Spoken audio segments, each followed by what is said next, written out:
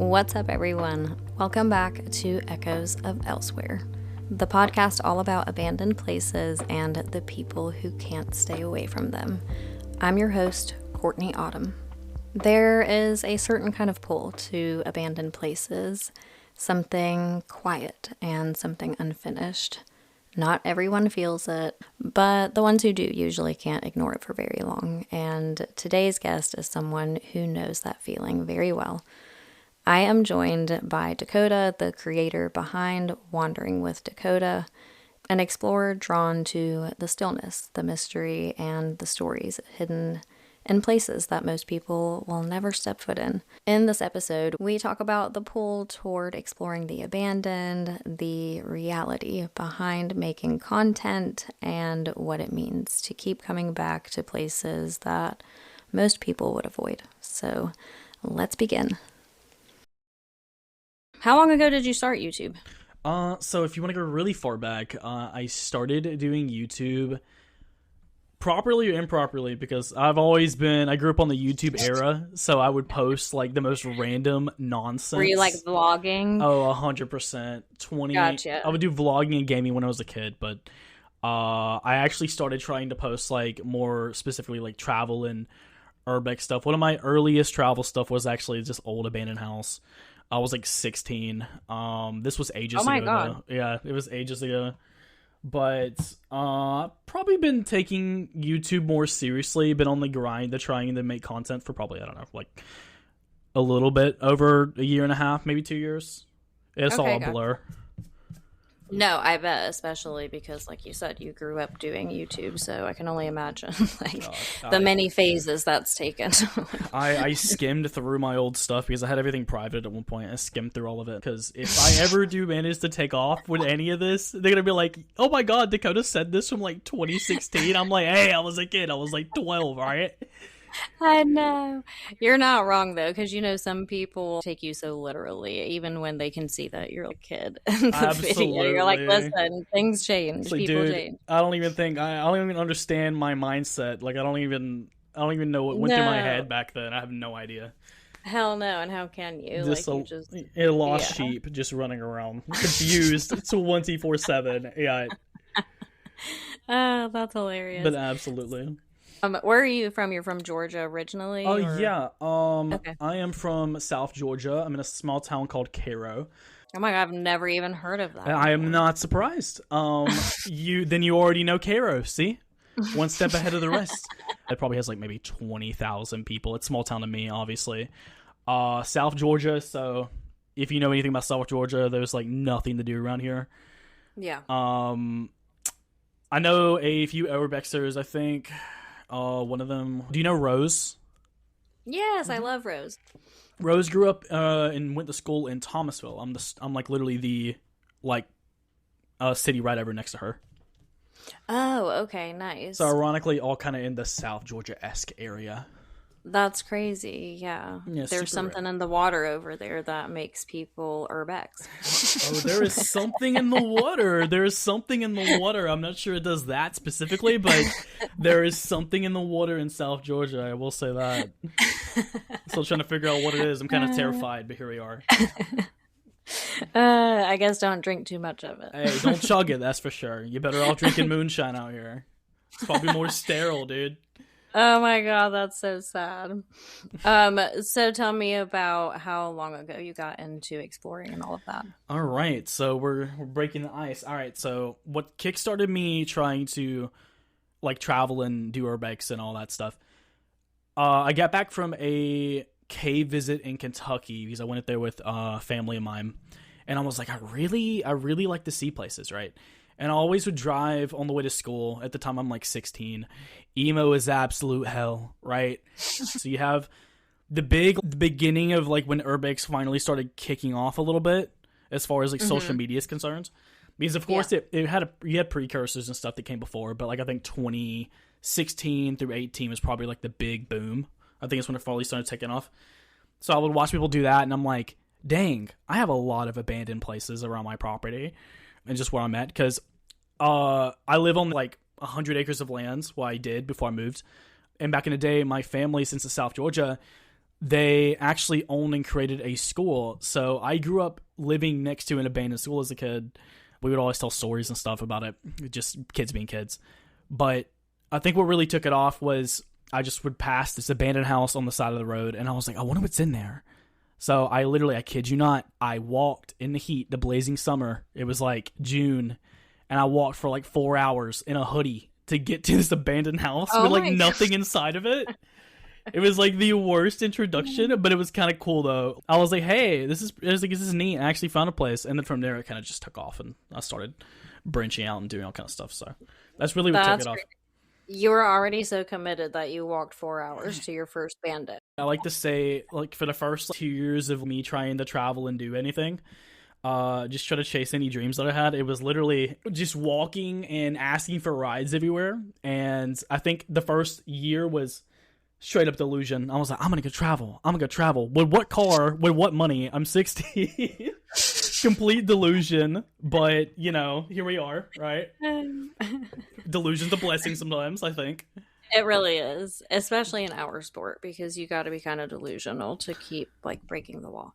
Yeah, no, it takes it. I wonder, after I get through a spot, sometimes I'll be like, what? Like the clock's ticking. Like, one of these days, I'm gonna just have a bad day. Like, I know it's coming. I'm so scared for it. I know, me too. I try not to even think about it too hard, because I'm one of those people that's like, I don't want my anxiety around it to manifest the actual circumstance from happening.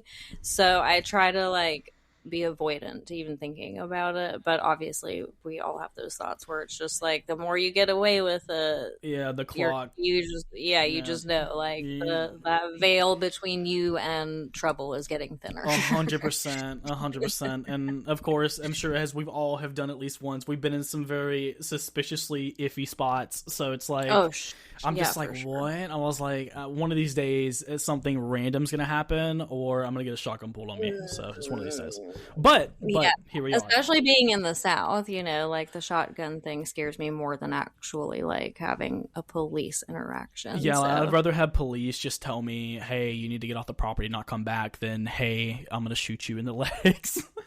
Yeah, I'm like, exactly. Dude, I could leave. That sounds more preferable, you know. But, like, just say the word and I'm out of here. Absolutely. Yeah, no problem. You don't want me to see your old house that's been decaying for 100 years? Let me dip. Absolutely. I promise you there's 1,000 more in this state. I promise it's okay. For sure. I'm good to pass it up. Absolutely. But yeah, I do hate that, like, the better the spot is, the more you question after. You're like, did I really? Okay? Yeah. Am I okay? Like, I definitely got a few instances of that where I'm like, okay, is this smart? Is this a good play? I don't know if you heard, but to like ease us into like one of these like topics of like iffy spot, right? Milledgeville, which is Central State Hospital. I don't know if you saw anything about it recently, but it's been like really, really heavily guarded, I guess, due to like construction and all that, and just no way, I didn't realize that. Yeah. I thought that was like an easy spot. Oh, so it was, right? So previously, I was in the middle of, I just got finished shooting it.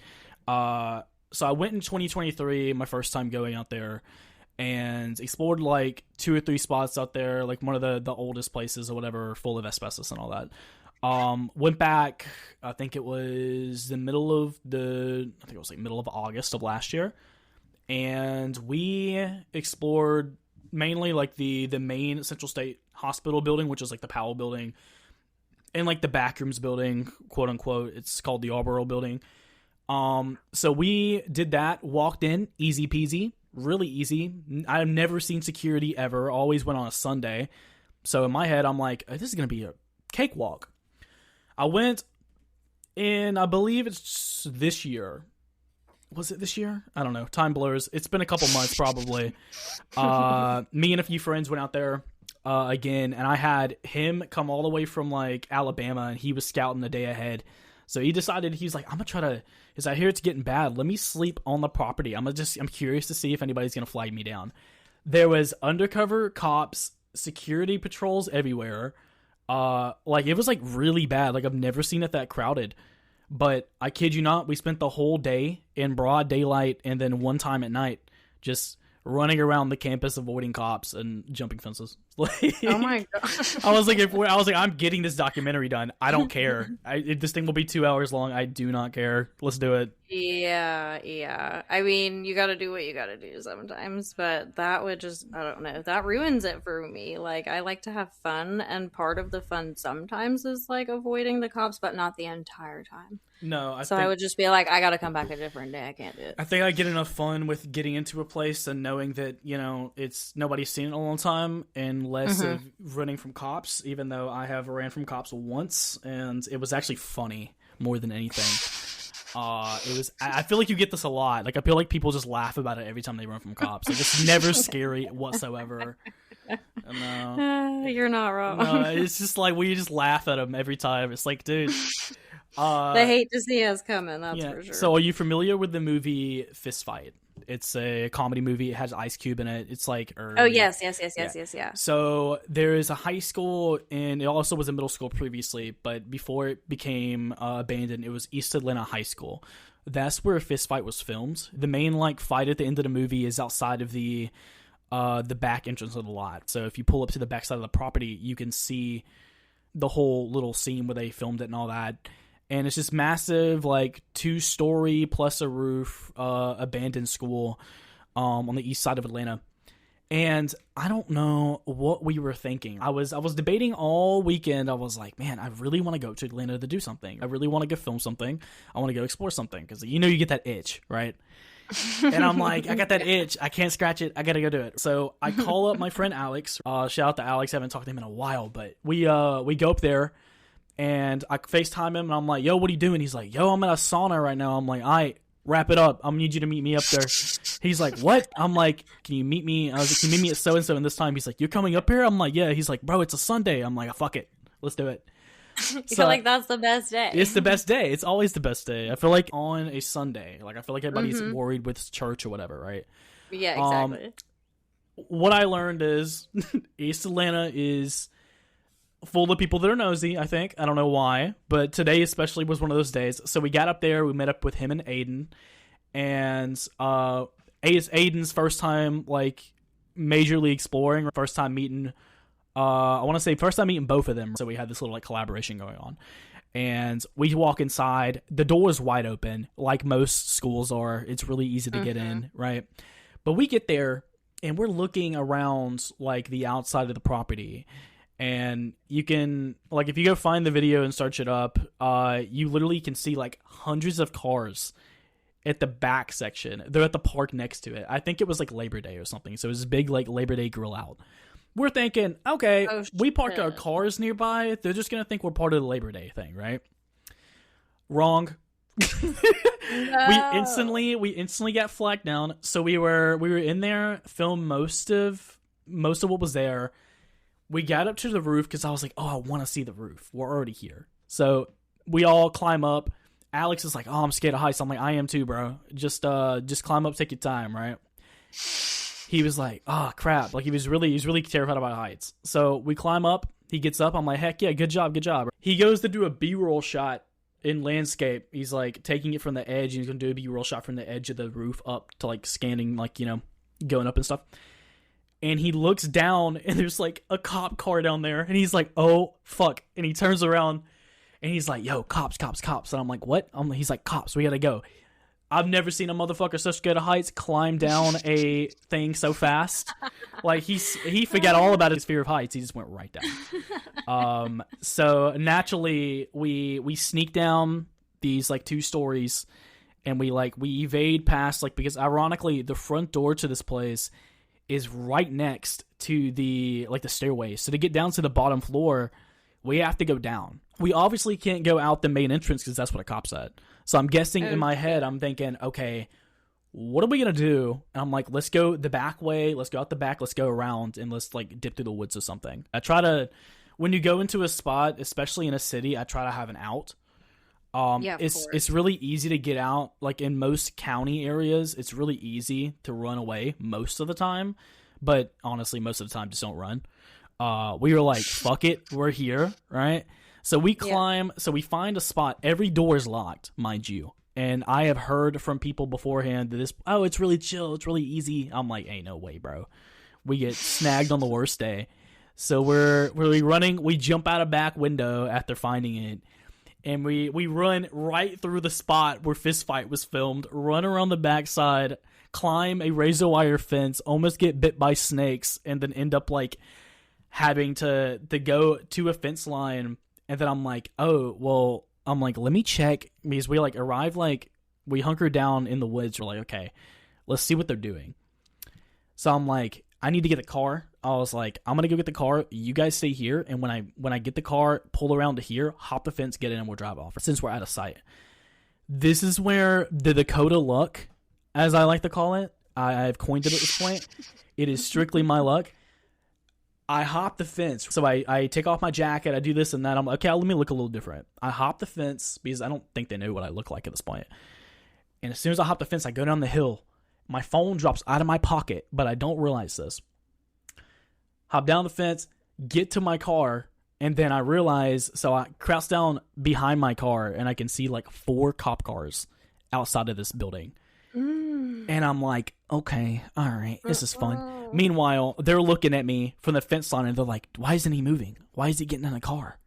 Dakota, get in the car. Tries calling me. Dakota, you good? Won't answer, right? Obviously, my phone's gone. Didn't know. Oh, so I climb through the back seat of the car and then get to the front, crank it up, and then pull out and leave. The cops literally don't even look at me. They don't care. I'm like, bro, what? They hop the fence, they run, get in the car. We're driving on the street, and I go, oh, fuck. They're like, what? I'm like, search my bag. They're like, what for? I'm like, my phone. They're like, no, you had it on you, right? I'm like, well, now it's gone. I'm like, where's my phone? So we had to park our car at a church, and then I had to walk back. Me and Alex had to walk back and find my phone. But it was like literally right next to a cop car, and I walked by, picked it up, waved, and left, and he didn't say anything. I'm like, bro, what? Oh my god. I'm like, there is no shot. But no, like, that's the closest I've ever come to running from cops, I think. Of course, avoiding so much anxiety. Yeah, no, it was crazy, but it was also funny.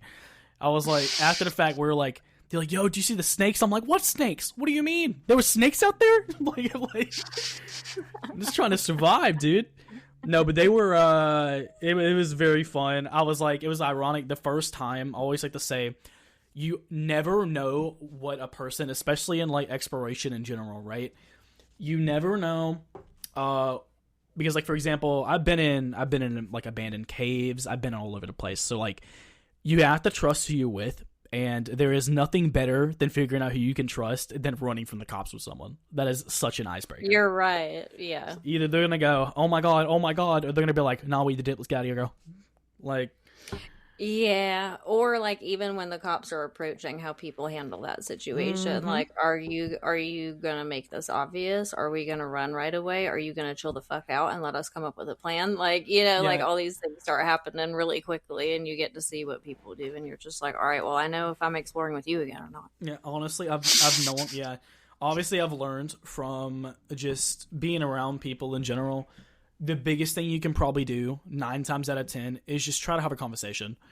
Like most cops, it takes so much work to file the paperwork or go through prosecution. Like, unless it's like now in some cases when you have these, like, let's say abandoned houses way out in bumfuck nowhere, and it's somebody's grandparents' house that has been there for ages that probably was just sealed up ages ago. Somebody cracked it open. I can understand somebody getting butthurt about that, but like, let's say you go to like this old like school from ages ago. Even if they would have spotted us, they probably wouldn't have did anything. Like, honestly. Well, yeah, and I was just about to say, what was the point of them being there if they're just going to stare at you and wave? Yeah, no, it's more of a get out, right? It's like a, hey, you know, you shouldn't be there, get out. Yeah. But I've talked to like cops and stuff. I have a uncle that is a cop, but I also did work in construction and stuff for like various cops around the community. And they'll ask me on occasion, hey, how's the traveling going? I'm like, you know what I do is like bad, right? Like it's not really bad per se to me, but like, you know what I'm doing isn't exactly legal, right? Like, and they're cool with it. It's super weird. It's a super weird experience. I've definitely encountered that quite a bit. I'm like, dude, I don't think they care as much as some people think they do. But it just depends on the cop too and where you're at. Well, that, and I think it depends on like the property, you know, and if some owner's crazy and they've like, you know, called the cops 1,000 times for trespassers or Absolutely. whatever, you know, it's kind of like one of those things. But yeah, I've definitely, most of the cop experiences that I've had have actually been quite pleasant and haven't even been like aggressively like, hey, you need to leave. One No. cop literally waited for me and my friend to get out of the bando. He like observed, he was like our bodyguard. That's He's awesome. like, "Oh Yeah. yeah, y'all go in." He like told us how to get there because it didn't have a clear driveway and it was like behind the store. And he was like, "Oh, just follow me." Hmm. And like he took us to the bando and he like waited out That's there. awesome, And dude. I was Yeah. like, "This is the greatest." I was like, "This man has just like changed the narrative for cops." I feel like it's so hard to get access to a property legally because people are just obviously private about certain things, and For it's hard to sure. contact certain people too, like to get a hold of whoever owns the property. Because Hmm. property, I was doing a video recently where I was doing this like after exploration thing where I went and talked about what I found and dug up on the place because it was an amazing like time capsule house. It looked like it was from like the I can't tell if it was from the 90s or 80s or 70s, but it was like a lot of it was old rustic and stuff, but it was like super cool to see. Um, I cannot figure out the time period, but I know that they sold the house to another owner in like 2001. But everything in the house predated 2001, so I was like, I have no idea who owns this property. Like nowadays, I have no idea. I don't know who. I don't know if it's the grandparents, the parents. I don't know who owned what and why. It's hard to find any information about half of the places. Hmm. It So really. I don't even know how to begin to talk to a cop and go, "Hey, I was wondering if I could gain access to this," because like if it's private property, it's still private property. Like I don't know how to maneuver that, Yeah. but I feel like that's a good step for like, especially like when you get like greater like I guess exposure online, you might have better pull, but Hmm. even then, it's like I don't know. I feel like people are iffy about it. I know for sure. I always think because like the local paper did a thing, like a little article that I was featured in. I was like, I wonder if I could use this as like leverage in a situation if I want to hit some property owner up and be like, hey, so here's this newspaper article, and this is me, and this is my podcast, and this is what I do. And I was wondering, You you can I probably take could. pictures of this old house that I found out is yours because I'm a stalker? You know, like I don't It's know. honestly with everything being online nowadays, it's really easy to try to explain it. I feel like, but Yeah, of if you explain course. it to like a 90-year-old, they're gonna be like, "What did you say? What? What do you mean my stuff's online?" Like, they Yeah, don't have any no, and that's idea. always my fear. Like, you don't really know your audience sometimes until it's too No, late, and then you're like, probably shouldn't have done probably that. shouldn't have done that.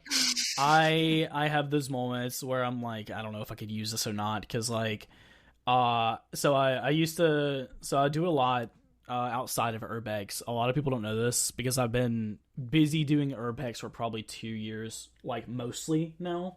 Like Hmm. most of the stuff I do now is like all urbex. A good reason for that is because I've been everywhere in the past 4 years, just traveling around doing mostly everything I can get my hands on. So Yeah. urbex, I was like, what can I do that I haven't did much of in a while? And I go, oh, urbex.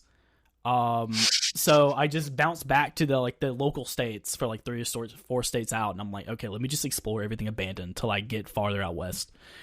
Um, that's a whole tangent in and of itself, but I don't know. Like I've been on like little state park like blogs and stuff and all that, and then Fox News. You actually had a person. What was their name? I think you talked to them a couple podcasts back. They were talking about Hartsville, a nuclear power plant. Hmm. Uh, Mystery Seekers, yeah, right? yeah, I think so. Okay. Yeah. So he went out to Hartsville. I think we were literally there almost the same time. I went one time in 2024. And then a year later, last year, like I was like 2 a.m. Right? I don't know why I was up so late. I probably should have been asleep. It was like a Thursday, and a number messages me, and I've learned to not have my phone number on my Instagram, because that Hmm. just causes issues. I've then took it off, but I used to have it on. So I got hit up by Fox News at 2 o'clock in the morning, and they were like an interviewer got a hold of me, and she's like, "Oh, I was wondering if I would request to like use your stuff for this upcoming post of the Hartsville being demolished." And I'm like, "Demolished?"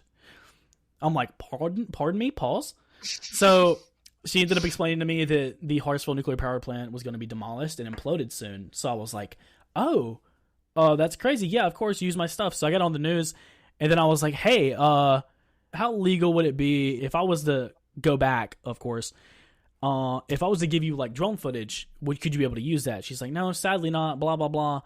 But I was like, dang, I wonder if later down the road I could, or just being able to have access to like, oh, I've been on the news, for example. I wonder if it could give me any input bias on being able to finesse someone into making me get into a place. Hopefully. Yes. I don't know. Yeah. But it's like having a special connection in a way. Exactly. Okay, can you pull exactly. some strings a little bit? I feel like that's like the next logical step, right? It's like, we do our own thing and all that, but having access to like more credible outside sources puts us in a good, I guess, in a good view or something. Yeah, no, totally. I get what you're saying. Yeah. Do you prefer to get permission, or do you like the element of trespassing without If I would have it my way, I would get permission for every single thing I do. But seriously, as the urbex space goes, one, hard to find people that would give you permission. Two, I'm sure they don't want it posted online.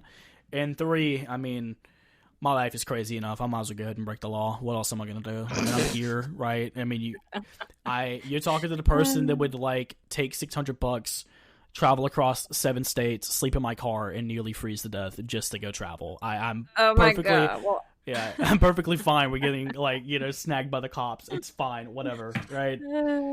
That's funny. Yeah, I don't know. Some people I talk to, when I ask that question, they're like, well, I don't know. I would have it 50-50 because I like the riskiness and the like adrenaline rush from kind of doing something wrong.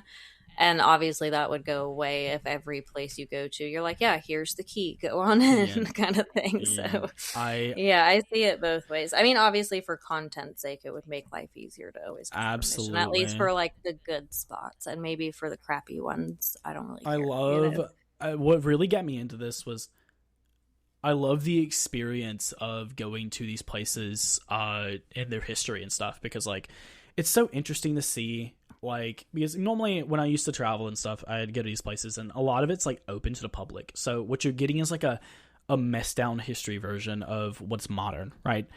And going to abandoned places, for example, there's a lot of cool history and a lot of cool stuff that you'd only see in that location. So for me, it's like, oh, I like, even if it's a risky, I mean, screw it, right? Might as well. I like learning new stuff, so I'm always going to be like on edge in a new area, but I don't know, the adrenaline rush is sketchy. Like even then it's still an adrenaline rush. Like I don't know how to get around it. Yeah. Well, it's probably the same reason you don't really like heights, because it's the same I do not like heights at all. No. I literally was talking about this like last year. I'm like, yo, because my first little goal for YouTube, right, was I was like, I want to hit 1,000 subs. That's hard to do. It took me a while, but just starting from scratch. But I was like, okay, let's hit 1,000 subs. And I was like, what's something stupid I can do for 1,000 subs? And I was like, I think I would absolutely piss myself if I jumped out of a plane. Let's go jump out of a plane. I want to go jump out of a plane. No, you did not. Yeah, I was like, I want to. I seriously want to. It's finally getting hot enough to where I can maybe try it, but I didn't want to jump in the cold. So sometime this year, I'm going to jump out of a plane. So I might give you a year update a year from now and be like, hey, I didn't die. I don't know. You might find yourself addicted, because that's what happened to me. Like, not that I was ever afraid of heights, because I wasn't. I was already like climbing water towers and shit by the time I was like 19. See, and that is like, scary. No, hell no. It's so awesome. Really? Like, I would be one of those people. I would love to have that job, to be the person that changes the light bulb on the cell towers. That's something, you know what? That's something I brought up. I was like, why is it that people do like, like, okay, so like we have like obviously there's like an urbex climbing scene, and then there's a strictly climbing scene. Just like how there's like a train hopping scene or a hiking scene or whatever, right? There's certain niches and genres to it. So just more of the adventurous, why the hell would you do that type of people, right? So I always go, who in the fuck would climb these things for free? You get paid like $20,000 or $30,000 to do the same thing. You might as well get paid for it. You're right. I'm like, it makes no sense. Totally right. You tell me I can get paid to do my hobby? That's cool. Totally. That's like my dream job. I'm like, so what are like the prerequisites for getting the job? Imagine 'Cause the I insurance, love dude. it. And what would you even put for the insurance? Just, like, would they even I insure don't you even because you're such a dangerous area? Like, I don't know, I one know, slip, you're right? You fucked. gotta get life insurance. They're like, okay, what's your occupation? So you know those cell tower light bulbs that you see flashing like 100,000 feet in the air? I climb those and I change the I bulb would like be 7 times a year. I would fucking die, dude. I would look down and just drop. Hey, would you Be on the game first over? step. It'd be like Dakota's left the chat. Bam. Full on fall down. I would not. No, but like I was like, I feel like the good way to like they say that getting over your fear of heights comes down to like you and doing something really drastic to test that, right? Yeah. So you're like, I'm gonna go skydiving. Yeah. So the way I I will not give out exactly how we got back into the Backrooms building, the Yarborough building at like Central State, obviously because it's probably very dangerous to do right now. But to give you an idea, we had to climb. So there's these poles right on top of this like little like lean-to on the side of the building that you would have to climb up the skim to get to like the second or third story of like a window that then climb through, right? So you wouldn't go through the bottom, you'd climb up the poles, pushing each other up, pulling each other up, and then getting up there. Oh my God. We walked, it was so heavily guarded with like patrols and stuff. We parked like 3 miles and I made them walk with me and dip in and out of cover in like the drizzling rain just to get to this place. Because it was, again, they're everywhere. Like, there's no way we're going to avoid this. If we get seen, we're seen, right? It's pretty hefty. I think they had, like, it was so bad that I was hearing reports from other urbexers, like, hey, be cautious because if they see you on the property, there's instant arrest. And I'm like, yeah, we're not doing that. But fuck it. We're already here. So it started raining on the way out. We're skimming down, and I'm fucking terrified of heights. It isn't even like a 12-foot drop. And I'm like, I start skimming down, and you have to, like, put your body, like, for your waist, you have to hang your waist and your chest over the edge, and then, like, kind of, like, flip around, and then hang over while somebody catches your legs enough the way you can skim down. It started raining on me. No. It started raining on me, so I'm, like, slipping. I'm like, bro, I cannot climb down. I'm like, I will find another way. They're like, nah. So I have to get somebody to climb back up there to then help lower me. I'm like, bro, I'm having a moment. Somebody get up here, bro. Hell, that's the only time I've ever freaked out, right? And I wouldn't even call it a freak out. I was just like, I do not want to die. I don't want anybody pulling me through the wet sludge of dirt for like 3 miles to get back to my car. Hurts. Like, we're not doing this. I was like, I will literally find a way to get off this bitch somehow. But you know, we're not dying tonight. But no, even that scares me. So. It's funny. It's weird. I've been on like 4,000, 5,000 foot drops. Like I've been in massive gorges and stuff. I'm not claustrophobic. Like I've been in such dark, quiet areas that you can't even hear like anything right besides the ringing in your ears. But for some reason, I get 6 foot off the ground. I go, nope. I think it's because if I fall, I can't stop myself, right? But it trips me out every time. That makes sense. It's a lack of control kind of thing. Absolutely. Too. And it's funny that what we do is like a lot of times, we have no control on how it ends up. No, of course but for not. me to not have a lack of control, I'm perfectly fine with that in that instance. But for some reason, just heights, not physically. Heights, man, I don't know, man. Like I got to be able to protect myself somewhat, and I can't exactly. I don't think I can have enough fat on the planet on my body to hit dirt at 1,000 foot and make it. Like I think I'm cooked. Like. Totally. Yeah, no, I don't think anyone survived that. Nah, chat's gotta bury me. Like, it's game over.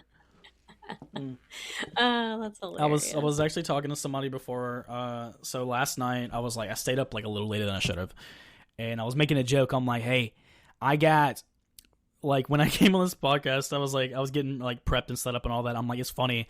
I got 3 hours of sleep after I tossed and turned all night, and I'm rocking a white chocolate mocha coffee with 4 shots of espresso and 3 hours of sleep. This is nothing but good vibes, dude. I was gonna say it's a proper energy to have to be on the podcast with. Absolutely, appreciate at it. At least you came prepared. You enlisted George's biggest yapper, so here we are. Well, you did say you got lots of stories to tell, do so got I like lots it of when stories. people come I prepared. do get lots of stories. We usually do, though, don't we? Yeah, we try to. So interesting question. Mm-hmm.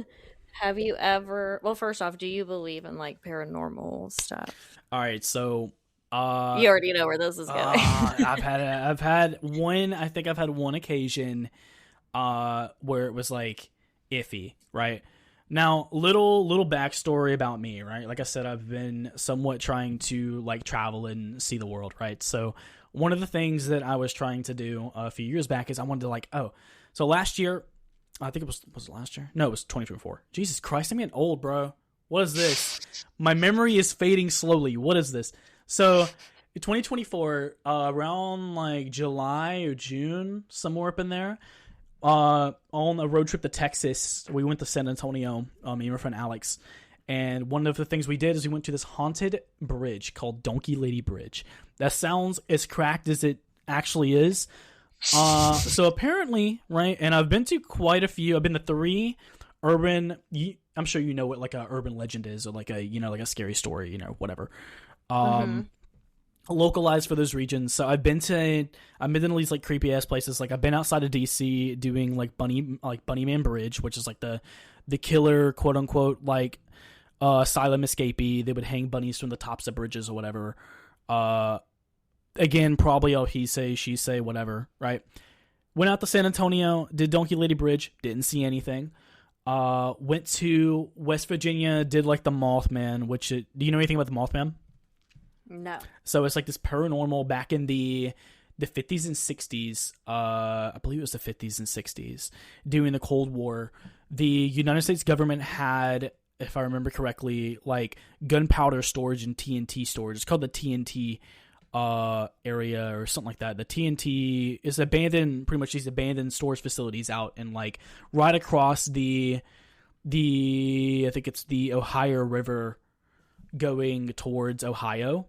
And I was on the Point Pleasant side. So in Point Pleasant, people would have sightings of a Mothman type figure in and around the TNT area. So dating back in the 60s, people would go out, and I heard this from a local, that they were just mostly smoking weed, right? So a lot of it was just like he say, she say, it's these teens out doing weed in the woods. But also, it's kind of interesting to see how that developed, because eventually they had a collapse of a bridge, right? It was a bridge going over the Ohio River.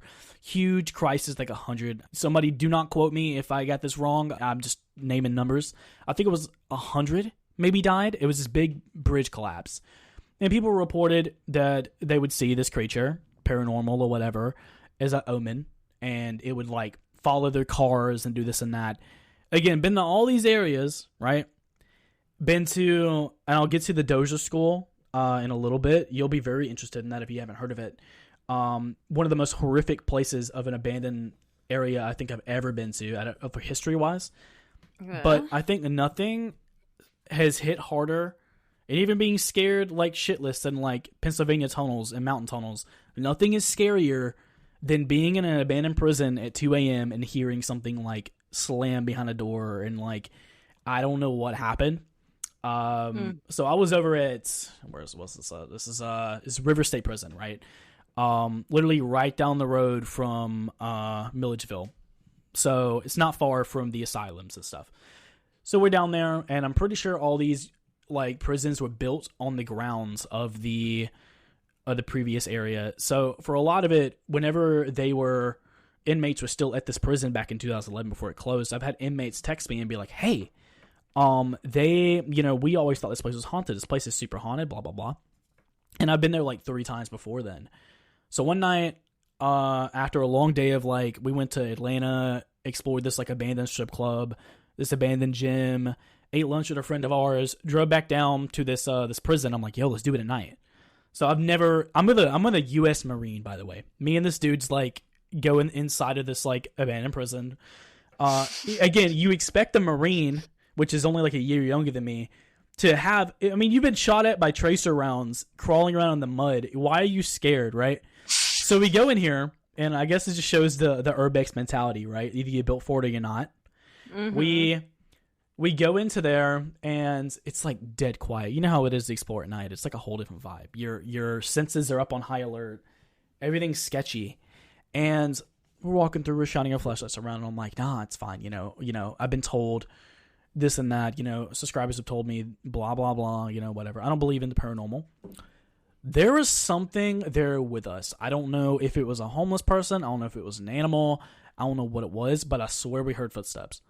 And it was above us at first. So then I was like, let's get down in this room, right? So like we got there, started looking around, heard footsteps. So we crouched down. And I'm like, shh, let's go into this room over here, right? So we walk into the room, and we're sitting there. I'm like, turn off your flashlight. So we turn off our flashlights, and we're sitting in the dark. And I swear we're hearing something above us. And I'm like, do you want to call it quits, or do you want to keep going? He's like, I don't know, it just depends. Let's sit here. So I'm like, he's like, all right, if we hear anything else, let's call it quits. But for right now, we don't know if it's an animal, we don't know if it's a person, we don't know what it is. So we gotta step out. And then as soon as we step out, he has his GoPro rolling, I have mine rolling, I have my phone rolling. And on all 3 shots, the audio picked up what I can only describe as like either something really tapping on the door really hard. It was enough to where there was no way that it was like an animal because of the way it tapped. It went like that. And when I heard that, I was like, yep. He's like, nope, fuck that. And he walks out. I'm like, hey, well, at least, we got the cemetery nearby. He's like, nah, fuck that, bro. We're leaving. I'm like, hey, you want to go check out the cemetery at least?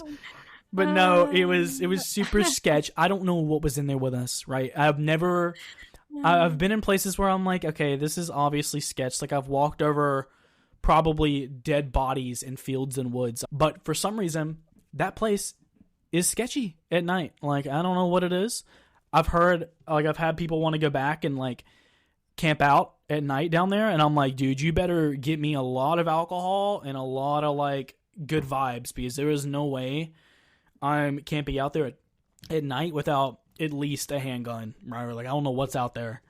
Yeah, no way. Super sketch, though. Super sketch. That is sketch. But I think that's any place at night. Like, do you do a lot of nighttime exploring? Because I cannot handle the paranoia around it. I just feel like every place is either haunted or something weird. I don't know. It's just asking for weird vibes. So I think there's 2 ways of seeing it, right? There's like the natural, I don't know if there's anything out there. I'd rather not provoke it if it is, right? You never know. Right? I'm not super religious, but the aspect of if there is something out there, I'd rather not piss it off, right? So totally, I try to respect it, but if it bows up at me, I'm probably just going to try to fist fight the wind. I'm sorry.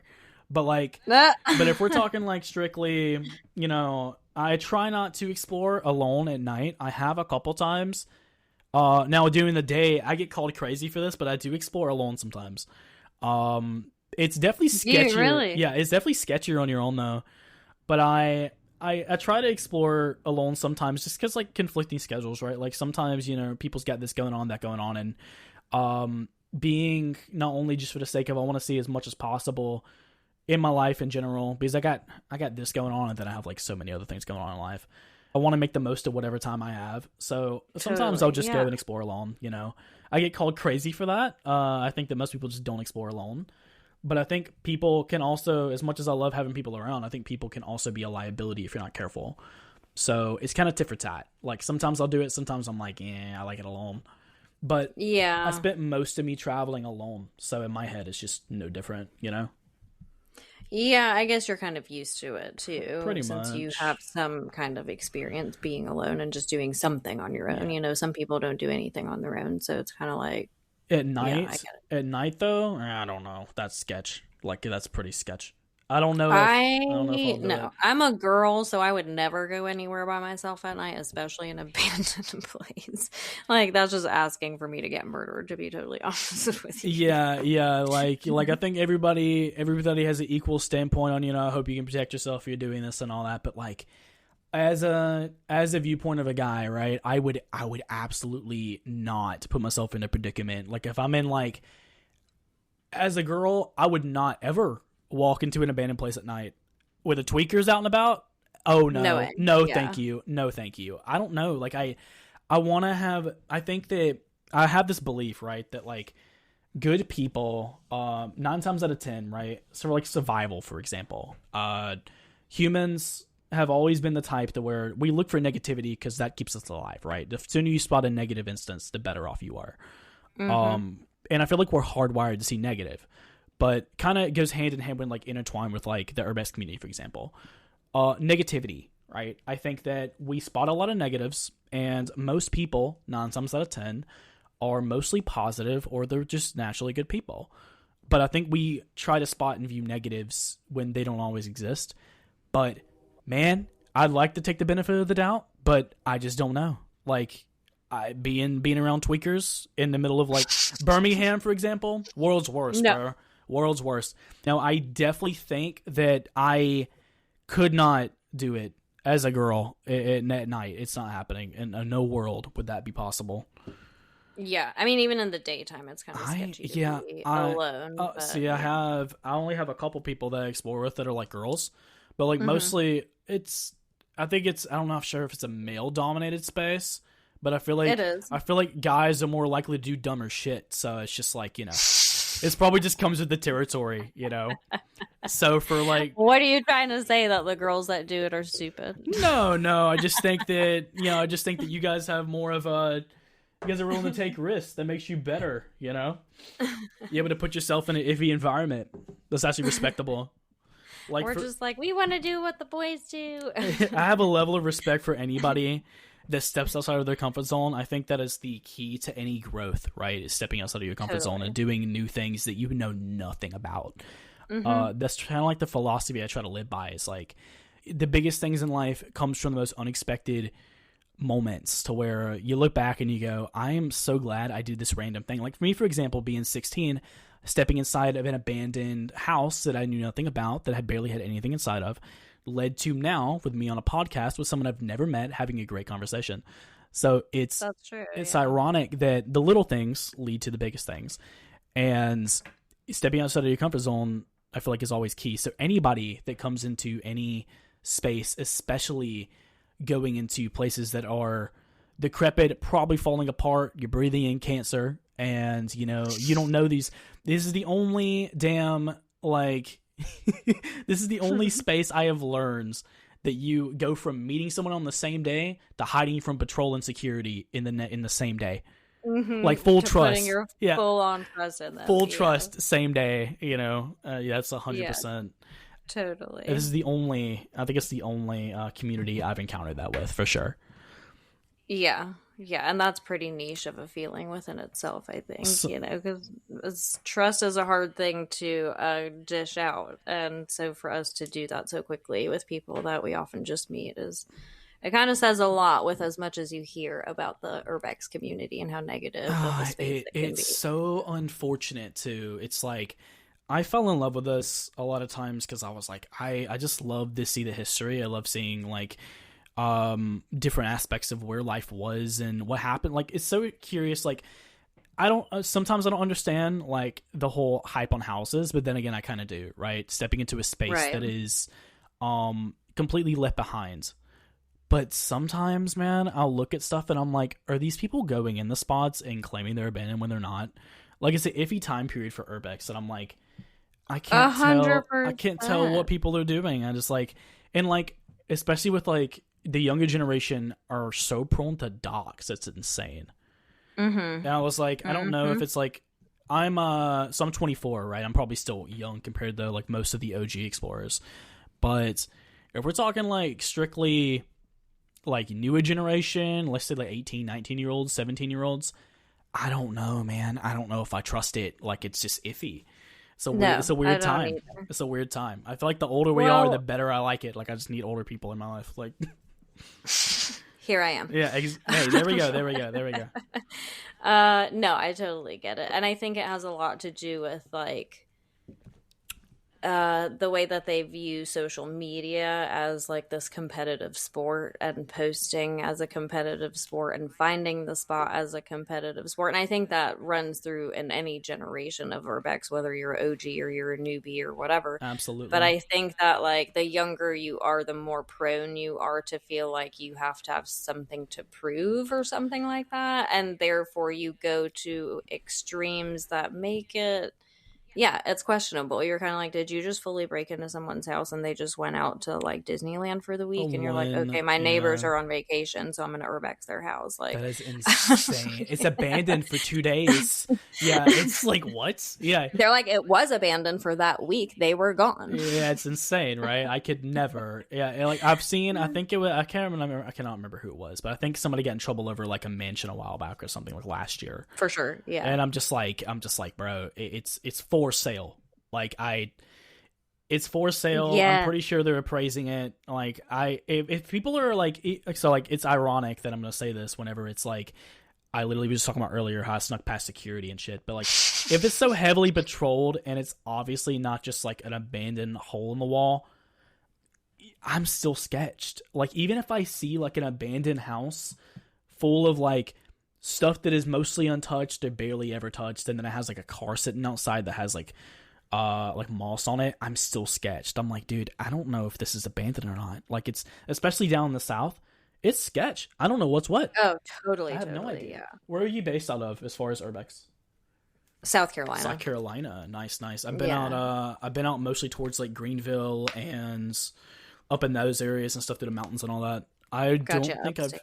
have you did or you based out of like mid or I'm in the Midlands. Awesome. I've done Is there- mostly stuff around here. Is there anything to do in the Midlands? I know you got like a couple. I know there's like an abandoned hospital out there, I think, in one of the cities.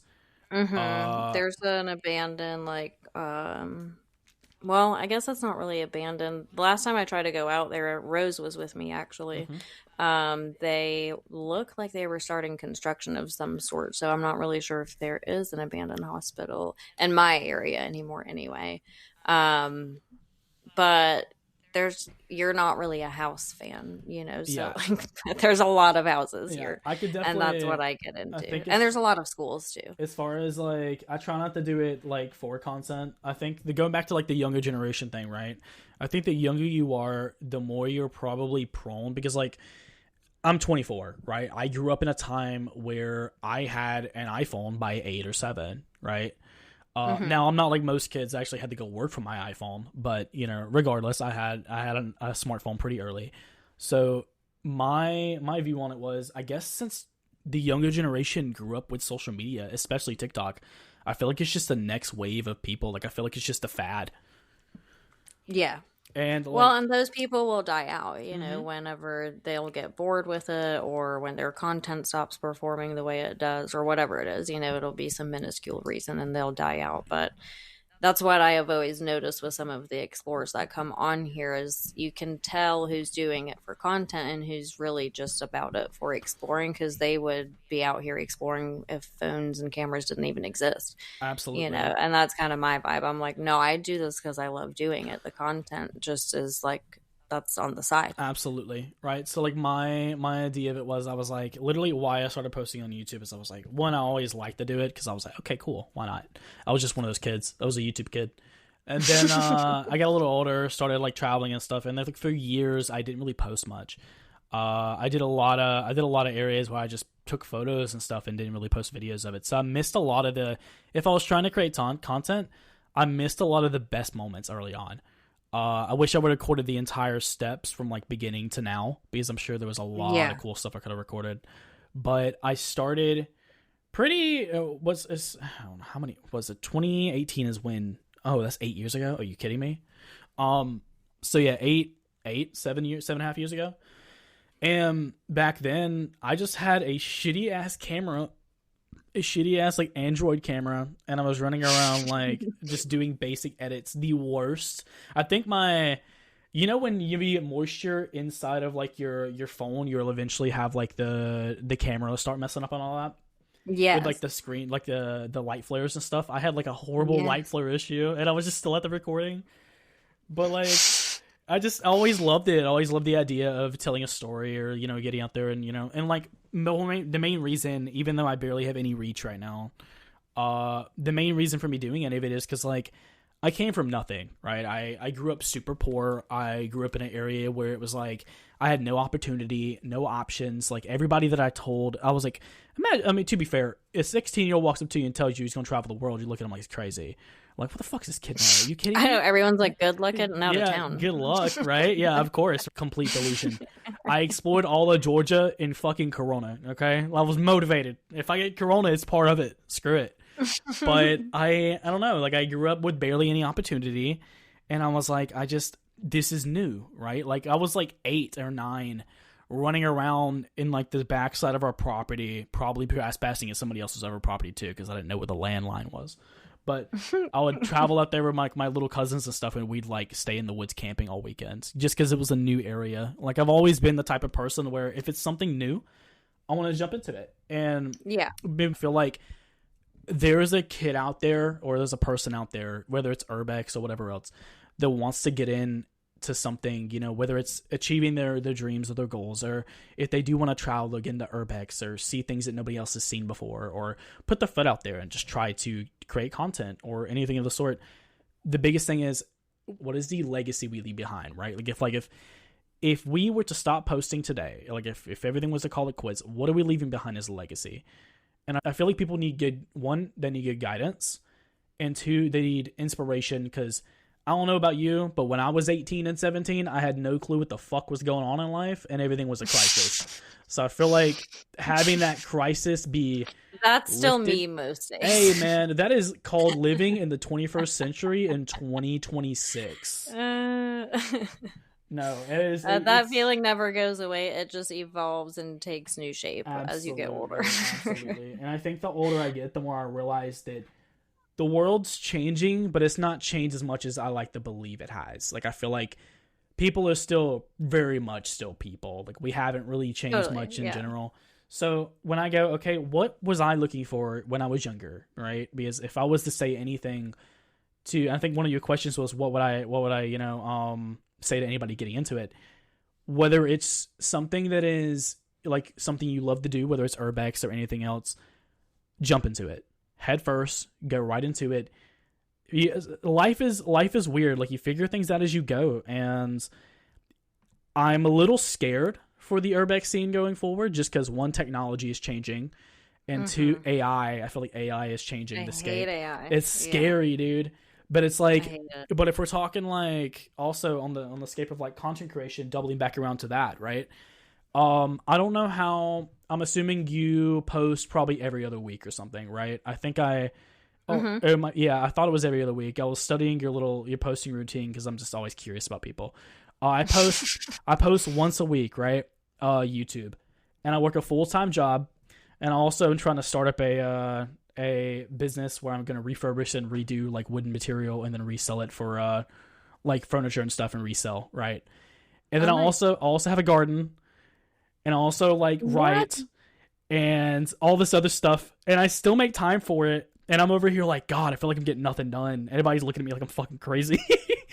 But, like, But that's exactly, you literally just described me in a nutshell. I'm like, oh my God, I'm like on this hamster wheel and I can never cross anything off my to-do list, but it's literally because I've accomplished like 27 things, but they're all in 45 different genres of life, you know? No, so it's like I'm literally like, I did half the laundry because then after that I went and I explored and then I came home and I made some candles and then I wrote in my journal. Oh, cool. And then I, all these things. So it's like, I get what you're saying. We have like a good bit of passion. Oh, so journaling, for example, is the journaling strictly for reflection? Yeah, usually. I write a lot too. Like, I write poetry. I published a book like long ago when I was younger. Awesome. Yeah, I've been looking into maybe publishing a book of some kinds. You should. I've definitely, like, it's just crazy, right? So one of the things I did, getting off topic from urbex. I know y'all dropped in for urbex, but okay, we're getting a little sidetracked here. So journaling, right? All the 18-year-olds, listen up, bro. There is nothing more you can do to better yourself than self-reflection. Again, growing up in a chaotic environment as a kid, I learned that self-reflection was huge. And I wrote so much in 2019 and 2020. I hear a lot of people say, oh, 2020 was so bad. 2020 was awful. I got isolated. I'm like, dude, that was the best time of my life. That was the best yes time. I literally say all the time, I wish COVID rules always applied and we just stayed home and we got to stay 6 feet apart from each other, and then that's that. And y'all are like forced to self-reflect. I think that's the problem, though, is that people don't like to do that, and that's why they're like, it was the worst year. Yeah, it's like I'm like, yeah, because you don't know what to do with yourself. I think people get caught up and I think like even I fall into this category with like creating content, because like, of course, normally I do it for the love, right? But then if I take a step forward, I go, okay, I don't want to be working a job I hate for the rest of my life. Like, if I could find a way to turn my passion into something that would not only help me, but maybe help others and inspire others, then that's a cool little passion, right? That's something I can maybe try to do. Because if you're gonna lean into it, you might as well go ahead and jump into it fully. Try it, right? Yeah. So my viewpoint on it was, I was like, okay, let me jump into content creation. It has been the biggest grind, and I still look at it. I've been posting this month. Actually, I'm recording this doing a break. This is the first break I've had on content creation in 2 years. I had posted at least 3 shorts and 1 long form content per week, at least 1 long form video for 2 years. And I go, I feel like I'm getting nothing done. I'm like, what the fuck? Like, what is wrong with me? What do you mean? Your YouTube says otherwise. Yeah, no, right? So I'm like, I don't know. I'm at a weird point in my life where I'm trying to like find the balance. And during COVID, you need to start writing down in your journal the things that you actually accomplished, so you can reflect on those and remind yourself. Well, see, like, you know what? I'm actually doing some shit in life. It's so weird because I mean, I know self-reflection is awesome, and there's a difference between like confidence and arrogance, of course. But for me, I always feel arrogant whenever I self-reflect like that. But I feel like this. No, you have to celebrate your small wins. Yeah, of course. And that's a small. If you remind yourself constantly of the small wins, then you will just organically, like, your brain will register them as they're happening. So that way you stop feeling like you're getting nothing done. Is kind of the point. You know, you get to a place where you're like, okay, you know what? I've done this. I've done that. I've done like 18 things, and it's only Wednesday. I was like, someone's like, what? So like, what skills did you learn this year? I'm like, how to take a break. They're like, what? I'm like, yeah, I'm learning how to take a break. I don't know how to take a break. I am constantly working, and I feel like it's okay to some degree. Like, you have to find that balance, but I don't think the world works like that. I don't think there is a balance. I think you have to make the balance. You have to figure out what your balance is. And you definitely have to have a line that you don't like cross over yourself. And you're like, you know what, this is my threshold, and I don't even want to get near there, but in the event that I do, I need to start scaling back and taking a break. And absolutely. Like, so I burned myself out. Like, being young, of course, you're going to burn yourself out with stress, right? I feel like it's just throwing yourself into not only the 21st century, but also just, God, everything's everywhere. Especially, like, I graduated high school during COVID. So literally I graduated high school during like 2020. It was COVID. So oh my God. I was sitting on top. I didn't even go to my graduation. I hated school. I tremendously I didn't go to my graduation either. Cheers. I'm tapping my microphone. Cheers.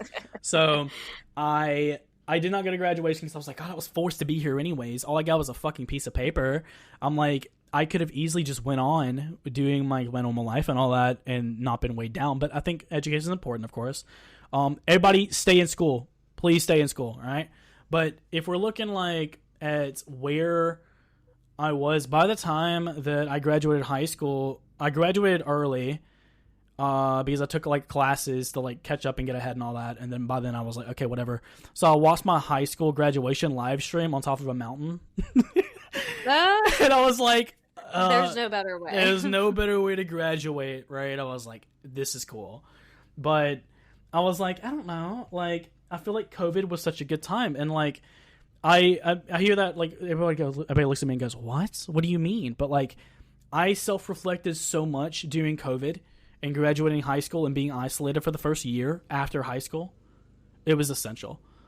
Also, I don't know if you can hear that, but they are back mowing, of course. This is the Dakota experience. Go ahead, take your time. So Take your time. So to give context, before I started recording, Dakota and I mentioned that we both have the worst luck when going to record, and that either an apocalyptic event unfolds or the neighbor starts mowing their lawn or something that creates a high volume of noise. I would get every single time. So now we're here. And Dakota's neighbor is making a guest appearance. Someone is going to napalm strike my house on recording one day. It's going to happen. I don't know how or why or what, but someone is going to napalm strike my house. They're like, what happened? And I'm like, dude, I don't know. You're like, I hit record and I triggered. I got stranded. I got stuck at sea with a boat one time. I walked through a tornado. Like, I don't know, dude. Like, my luck is horrible. Like, I turned into Jesus. I walked on water. Yeah, absolutely. I met the aliens. We don't know what happened. Yeah, I met the aliens. It's a crazy place when I try to get on the mic. We're just we have some amazing background audio here, so we got a little, what would you call it? It's an immersive experience. Yes, we were immersing ourselves in the scene, right? So, what were we talking about? This is the motivation you need today to go cut your lawn if you haven't yet. Fuck that! I'm not going outside. I literally work outside for a living. I mow. What do you do? So I mow and help manage and maintain plantations all over the county. So you're like, listen, I know where all the bandos are. I know where to not go because I will get shot. But like listen, you're the kind of person I've actually always thought about. And when I bring this up in conversation with other explorers, they're like, holy shit, why did I never think about that? And I'm like, we need to make friends with people who are like in the landscaping industry, because these fuckers be out here going to work at houses they never see an owner at. They know it's abandoned and they're just getting randomly paid from some dude that lives out in fucking Oregon that owns the property that is his great grandma's that no one's been in since 1979. Like, we need these people as our friends so we can be like, hey homie, what kind of bandos did you cut the grass at today? This is gonna sound so. For starters, I literally was just maintaining a farm north of the county where literally there's an abandoned house out there. Like, it's just sitting there. I weed eat around it. So I'm just like, I'm literally just kicking up rocks next to this place, and I'm like, this is gross, but whatever. But no, like 100%, right? For example, the county over from me, if we're talking like connections, right? So one of the places that I maintain is I won't give out any names for, security sake or whatever, job security, of course. But they're never going to find this. But essentially, there is the old 80-year-olds, ain't no way. But one of the properties out there is this massive ranch. I mean, it's huge. I'm talking like, I don't know. We're talking 3 stories height, far as like windows alone, and this is like a massive. It looks like a mansion, right? Right down the street, Jake Paul bought I think it was like I don't forget how much of millions it was, but Jake Paul bought a lot not far from it. Oh my god! And then these people, which I help maintain for, they have friends that go hunting. And they're from South Africa, and they literally are in cahoots with, like, Elon Musk and shit. So, like, we talking old money, very old money, and it's super weird. If anybody knows what some weird shit is, it is these plantations with thousands of acres in backwoods. Yeah. I bet there's all kind of cool stuff out there. Oh, totally. I always think that, though, because they're all over the South. Absolutely. Absolutely. And some of them you can just tell they're sitting there, and they've been sitting there, and no one's lived there for forever, and they're fully furnished, and that's just great-grandma's old property or something. Hey, dude, yeah, I'm always worried I'm going to bring some grandma ghost home. Again, I've yet to see a ghost, right? To this very day. I've walked over without a trigger warning. For anybody that doesn't want to hear about this, go ahead and click off. But don't. Stay on. Get her watch time up. All right, so I went out to this abandoned. I talked about the Dozier School, right? Mm-hmm. Of all the places, I figured if I was to bring anything home with me, it would be here. So in the turn of the century of 1900, the Florida legislature passed a bill to reform children that were troubled teens and children in a reform campus, right? It was the largest reform institution in the entire U.S. It was massive. I mean, on like 2,000 acres, 2,500 acres. It had schools, chapels, building centers. It had literally everything, right? And for 1900, this is a pretty crazy feat, right? millions of dollars.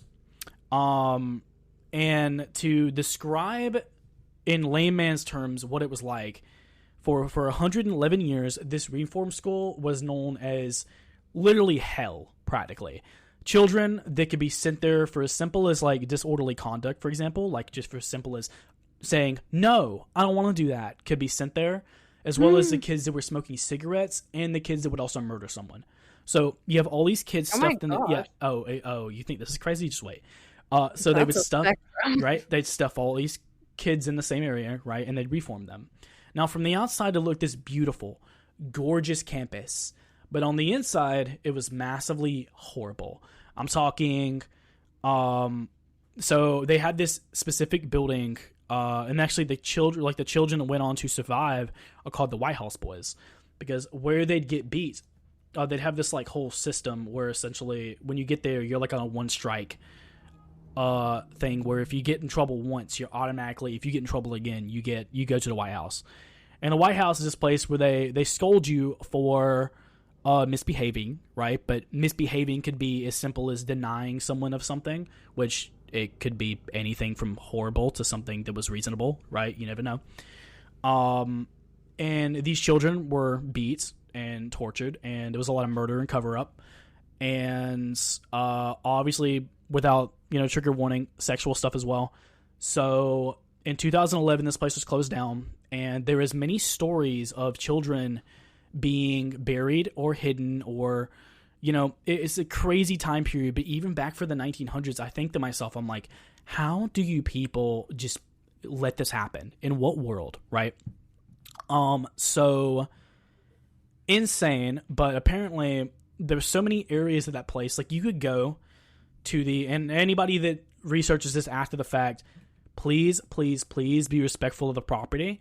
It's one of those places where even though it's abandoned, do your best to absolutely just try to respect it, because some of the survivors are still around to this very day, and you could walk into some of the places where the children were at, and you could see the bunks, and I guarantee you could swab DNA and still get blood off of it. I guarantee it. It is. Oh my gosh. It is insane. There is probably children buried both in the woods and under like massive hillsides and stuff. I guarantee you there's still children's bodies buried out there to this very day. Oh my gosh, that's crazy. And to think that I haven't ran across a ghost, I don't know, man. They must not exist, because they have got to be following me home. Maybe it's my bad luck, right? Maybe they just like curse me with bad luck, and that's what it is. Maybe I am haunted. But I was about to say, maybe your luck isn't that bad. Hey, maybe it's pretty good. I mean, I could have it worse, right? I could be haunted by like James, who was 8 years old, that is pissed off at me because I stole his candy off of like a desk from ages ago. I don't know. Like, I don't know. Or just solely for being there. Yeah, like he's like, imagine being mad at me. Like, dude, I know you didn't like to be here, but like this is fascinating. Like, so when I go back, I want to go back and like do this whole documentary film thing. It's gonna take like 2 hours to me to like. I want to make it like at least 2 hours long, like a whole mini movie, right? And it's me going over the complete history and going room by room, floor by floor of this place, going to all the dorms, all that before everything's tore out, and just go over the history. And if I ever get monetized, I want like 75% of the money coming off of that to go towards charity for abused children. So just that's nice. Yeah, so just going forward with, just like, I want the legacy we leave behind, right? What do we do going forward? I think one of it is, to shed good light, what are we going to do to, let's say, like, if I get where I want to be in life, right? Which, I mean, fuck, okay, right? Let's say I do, right? I battled through inflation, right? What am I doing, right? Because at the end of the day, I think that when we uncover history like this, we're one of the only few genres of people that will dive into dark history like this and be able to shed light on it. Like, a lot of people they sweep this under the rug, they leave this out to rot, and that's it. And, that's true. And I feel like for us, we step into this new scene where people haven't seen this in a long, long time, and we're reminded that these things are very real. And I feel like going forward, if I ever do get to that point, I want to definitely put it and pave a new path forward. And also, like, to anyone else, just try to do good by people. Like, I think that's the biggest thing. Like, I just want to inspire people to do better. Yeah. Well, you're one of few seemingly very positively minded explorers that I've talked to. Not saying that the rest of them aren't, you know what I Hey, mean? no, I know But how it like, goes. I know how it goes. yeah, Yeah. but you seem, especially for being 24, like you seem really mindful about like yourself and your character and your process to evolve as a person and stuff like that. And it seems like you're trying to do more than just make urbex content. You know, Yeah. you have like a certain feeling and a certain emotion about it behind all of what you do. So that definitely already kind of separates you from what everyone else is doing in a way where you can tell that people are just like clout chasing or spot chasing or it's like it loses its value when people stop paying attention to the story Absolutely. or just making up stories, which is my least favorite thing. Oh, that makes no But sense like to me. I'm like, where did you I'm like, find this why? information? Where'd you find it? I tried so hard. Nowhere. The clear blue sky. That's where. Yeah. Like I have no idea. But and it's just like I don't I don't know. I get stretching things, like maybe there's a lack of information that you can't get Of about a course. spot, but for sure like one or two of these facts are Yeah. true. So you elaborate off of that. I get those instances. But the people that just like straight up find a bando and it looks a little weird and it has like maybe a sketch object inside or two, and now all of a sudden it's a murder house. And it makes no sense. Like, I'm sorry. And they I'm have like, where? Oh my gosh, a gun and a knife. It must be a murder house, guys. Wait a second. Oh, well, my house is a murder house. Most people's houses for half of the U.S. is a murder. Actually, most of the U.S. Really? We have a gun to person ratio for like 6-1. So every person on this planet, on the U.S., is 6 guns for every one person in the U.S. Every place is a murder house here, buddy. Like, yeah, so true. But it's just stuff like that. So no, I do 100%. You actually have like a willingness and a need almost, it seems, to get behind the story and to really find out the facts, even if it takes you a while. You're not just gonna like cut a corner and be like, well, I'll just make it up, it's fine. Yeah, thank you. Like I've been working on this Dozier thing for like 4 months, so Wow. It's been a while. Well, you got a whole book and everything, so that shows some investment. Dude, I wanna. Yeah, it was hard reading that. It was super hard reading it. I like cried at one point. I was like, oh my god, this is horrible, right?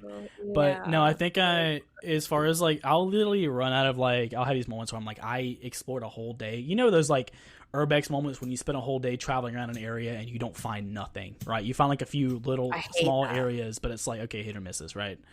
I feel like with urbex, people don't show the hit, like the misses. They only show the hits, which is lame because like that gets rid of the whole experience of why you're out here, right?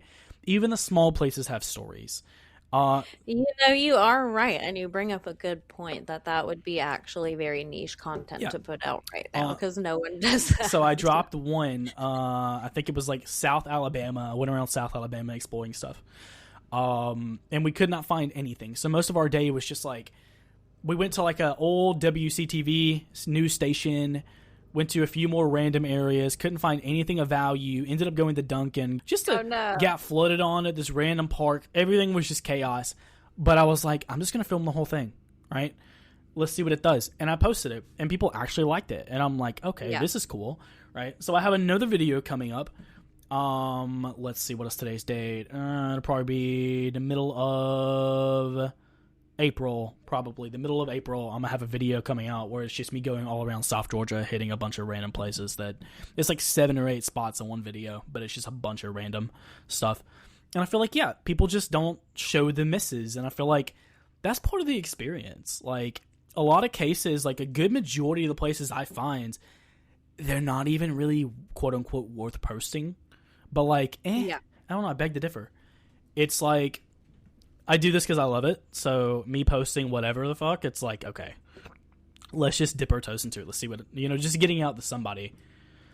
Because like, you're not. And that's part of, I mean, how saturated is urbex now with just posting a really clean time cap or a really nice school or an old hospital or it's like these things we've seen 1,000 times. Like, I want to see you run out of the bando that you only got to be in for 3 minutes because your ass got scared of something or because you didn't trust the floor or because there was a raccoon, like anything.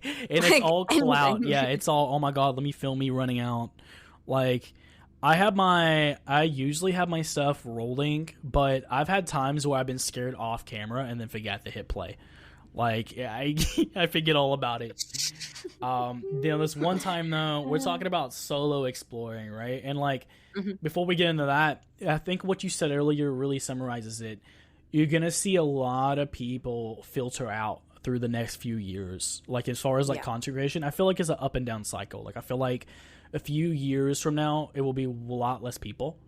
Or it'll be evolved, and what is now will not be trendy then, and it'll be back to probably what it used to be, and then eventually it'll go back to more pristine spots again, and we'll be like, back in my day, blah, blah, blah, you know? Yeah. So it's just a cycle. Yeah, it's a cycle, Yeah. I'm sure. But, you know. But then again, I'm also realizing that since Urbex has become such a thing, spots do start disappearing a little bit quicker. Yeah. Or there's like a reason that you need to take it off your map, you know, whether like you said with the place in Georgia, like either it's heavily patrolled because of something, construction might start, they're getting torn down, it got bought by a developer, like all these different things. And I almost feel like sometimes I question, are they watching our shit? Because like, it's super it's sus, like the more like if more than one person posts a good spot, then you may as well forget it. Well, you know, if someone's watching my stuff, I really hope it's not the government, because I'm not gonna say too much. They're always watching. I do have. Oh, they're always watching. Yeah, they want my taxes. There is a. They're not gonna get them. No, they're not gonna get them. Tax evasion all day long, brother. So I literally was like, I'm going to this place soon where Epstein owned it, right? And in my head, I'm like, this is sus, right? I'm like, I need to watch when I post this. One, I know it's probably going to get botched sooner or later, right? I think people are already botching it, so I need to go over there and get it soon before rather than later. But I could probably send you it after the fact if you want to go check it out. You're in the middle of South Carolina, so you're not that far. Not really. Oh, okay. So, that's good to know. Yeah, it's not bad. I'll send you stuff for it. But yeah, essentially, there is a thing out there where, you know, it's Epstein stuff, and I'm thinking in my head, I'm like, I really hope someone isn't like watching me do this, because if someone, I'm thinking I'm gonna wait till after everything's said and done to post it, because I'm super scared of posting it whenever it's still active. Like I'm sussed about it. I'm really sussed about it. And plus it's Epstein. I mean, that's like the boogeyman of life. So no, thank you. No. Very trending topic, right? Yeah, exactly. Which would be amazing to post, right? But like, I don't want to die. With pros and cons. I don't want to die. No. I'm not. You'll have to follow up one of those things, like with a follow-up post, and be like, everyone, just so you know, I'm not ill and I'm not suicidal. Yeah, I'm not suicidal. I do not want to die. I am no longer 16. Okay, I want to live. So in my defense. You're like, if I go missing, I love it's life. not voluntary. I love life. Absolutely. Yeah. Nope. 1000%. Yeah, no, I get it. But that's how I feel when I see people that think that they're like going to get onto Epstein Island, and I'm like, first off, it's so. I mean, people. Are I've seen you guys people do good? Like, I think that you are suicidal actually if you're trying to go there. Now, because like, no, what's going on? Now, his ranch, I think, is in controversy right now that they're investigating it, but I think it was something to do with like children's bodies being possibly dumped and found there or something like that. If I remember correctly, I heard about. But we've actually, I'm like, would we be surprised? Yeah, it's insane. Like, as far as like the Urbex scene, we hit some strange areas, so sometimes it's ironic to see the news cover something, and I'm like, we've been there. Like, I was like, I know that place. Yeah. Like, you're like turning the news up real quick. You're like, hold on, that looks familiar. I was like, oh shit. Like, I was so sorry. Like, especially like the younger generation, the younger scene, right? I was so sorry to hear about the girl that like fell off of the Stranger Things building and passed away, right? Oh gosh. But in my head, like the Stranger Things 5 like season came out, and I'm over here like, yes, I know that place. God, that sucks, right? But it's just we see stuff like that all the time where I'm like, I literally every time I turn around, I'm like, I know that place. This is sus. Yeah. But solar explorations, right? You were asking about solar explorations earlier. Mm-hmm. So the UV context, I am ragged by this point. So it was like 20. When was it? Is it 2023? Yeah. So I'm like 21, almost 22, maybe. Oh, I just turned 22, something like that. Baby face is all fucked. Can't even grow a beard. And it's like November, or like, no, it's like January. It's January, yeah. Because it's the turn of 2023. I just turned, probably, I don't know. Anyways, whatever, right? I'm young. I'm still young. So I was like, I'm going through a breakup. Let me road trip. Because that's what a travel person does. Listen, so, proper solution. Hey man, it works. Journal, travel, it works every time. Like, there is nothing greater than just getting away and being in your own head. I promise you, your brain will fix itself sooner or later. You go, ooh, pretty waterfall, ooh, pretty cave. Depression, demolished. Promise. Like, that's at least how I function. Like, I'm like, man, I like this, right? But You're like, I just need a new distraction. That's very immersive. I think what happened was I went through a breakup, and then I was like working construction. So I was working, like, if people don't know this, so I get asked this often because I guess in a small town, me traveling and stuff gets the illusion. Like, you know, when you schedule content, it seems like you're posting like as you go. But logically, for people that post content, we try to schedule. You're like, advance. this was a year ago. Yeah. I don't know. Yeah, we have a stockpile of stuff, right? Like, I have 10 videos I'm working on right now. I have 2 months and a half of content just sitting in my lap, and I don't know what to do with it, right? And that's also what we were talking about earlier, where we're like, oh, you know, I have 10 million things going on, so here I am. But you're like, but we're getting nothing done. I crashed out. I was working masonry and concrete, so it's like hard manual labor. And I've been working for like 2.5 years. And one day I finally had a moment where I was like, okay, fuck this. So I packed my bags. I quit. I packed my bags. And I drove in one night after a breakup. I packed my bags. It was like a week later. And I drove from South Georgia to like the middle of Tennessee on a whim, randomly. And then I went from Tennessee to Kentucky. And then I started going up, right? North Carolina, South Carolina, like, I think it was Virginia. And then I went up to, like, Pennsylvania, right? And oh my God. It is cold. It's cold, brother.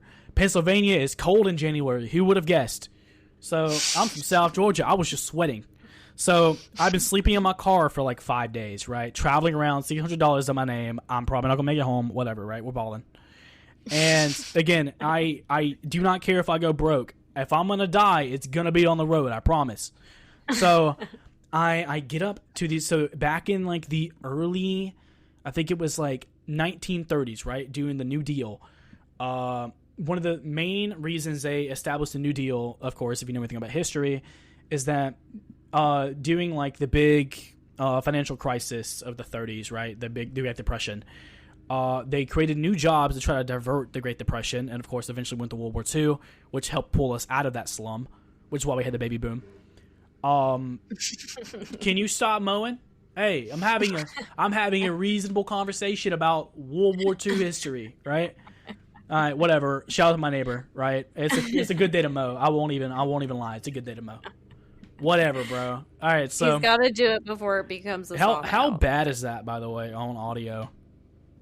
It's not that bad. Okay, all right, we're rocking it. I can hear you just fine. It's like you said, it's just immersive. I'm sure to you, it's like, yeah. It is in my ears right now. You're like, it's ear piercing. I have my gain turned down on my microphone, so I'm like, maybe it'll work. I don't know. But I'm literally, so they built one of the first superhighway systems with tolls on them, right? It was called the Pennsylvania Turnpike. Nowadays, the Pennsylvania Turnpike runs from the beginning of Pennsylvania all the way through Pennsylvania and into the other regions going west. Oh God, that is, ugh. Okay, all right. You're like, your ADD is not gonna let you. So I was like, okay, let me find these abandoned highway stretches, because there's like abandoned turnpike stretches for like, I think it's like 15 miles of abandoned like highway stretches with mountain tunnels and stuff going through the Pennsylvania mountains.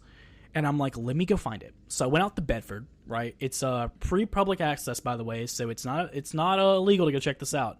So if you're ever up in southern Pennsylvania, go check out the Pennsylvania Turnpike. So there's 2 entrances. There's one in Bedford, and I think there's another entrance not too far from there. But anyways, really historical place. The first interstates ever built, right? Obviously, they went down and out because the growing population and rise in automobile coverage made them pretty much obsolete. Like, they couldn't keep up with the infrastructure change, so they just got rid of them and abandoned them, made new ones, left them there. So It's freezing cold. I'm dusting ice off of my windshield. I drive up there early morning. I fell asleep in my car, woke up in like a Walmart parking lot in Pennsylvania. Everything's frozen solid. There's birds huddling inside of bushes to keep warm, I guess. They're tripping me the fuck out. I'm like, what? I'm like, damn, what's in there? And they just start flying all over the place. And I'm like, oh, fuck that. Never mind. So I made it past the Mason-Dixon line.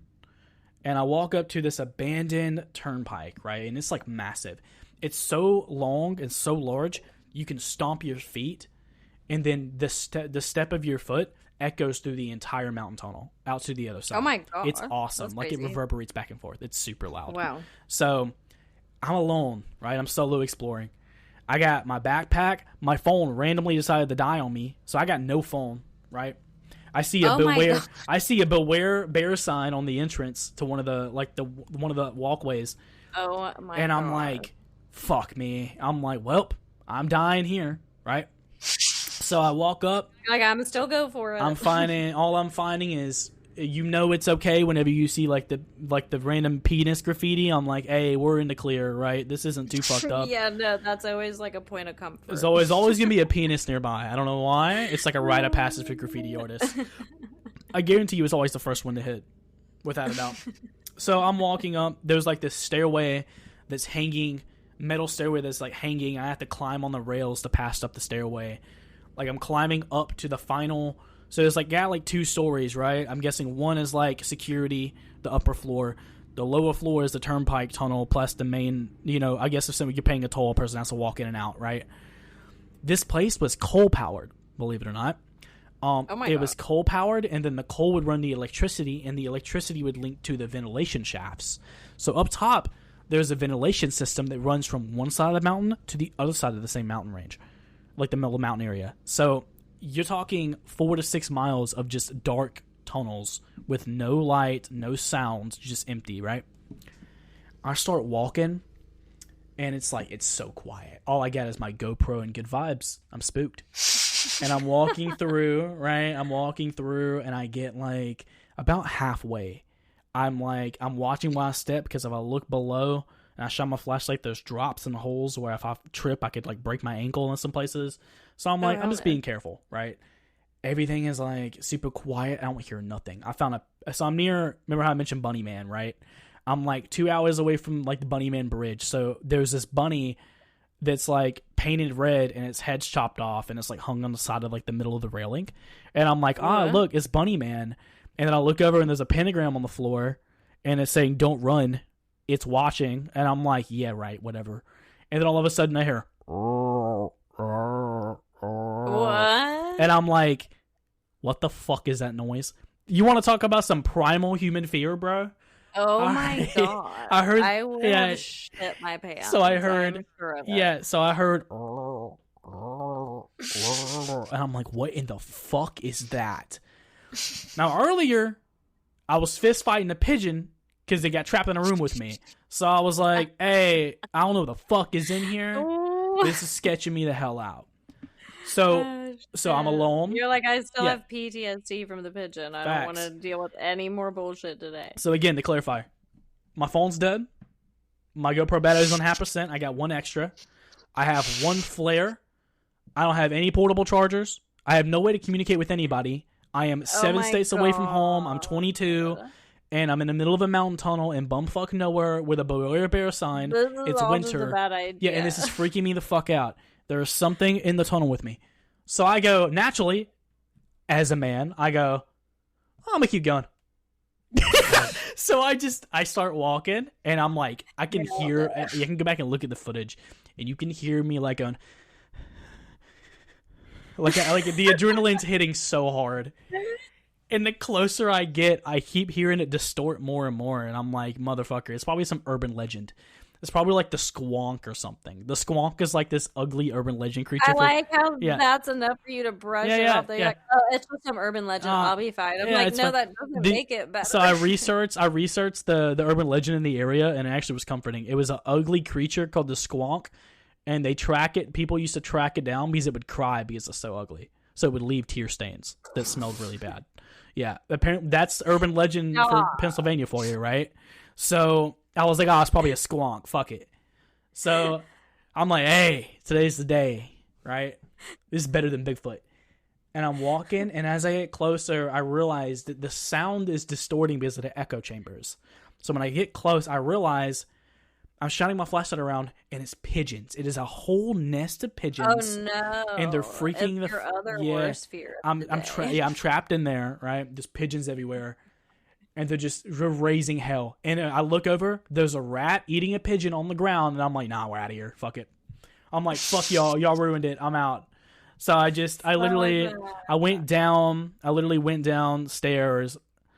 and I lit a flare before I left, went downstairs, did some B-roll shots, and I was like, this is cool as hell. And then I went to DC, but that was terrifying. I think that's the only time I've been scared solo exploring. Awful.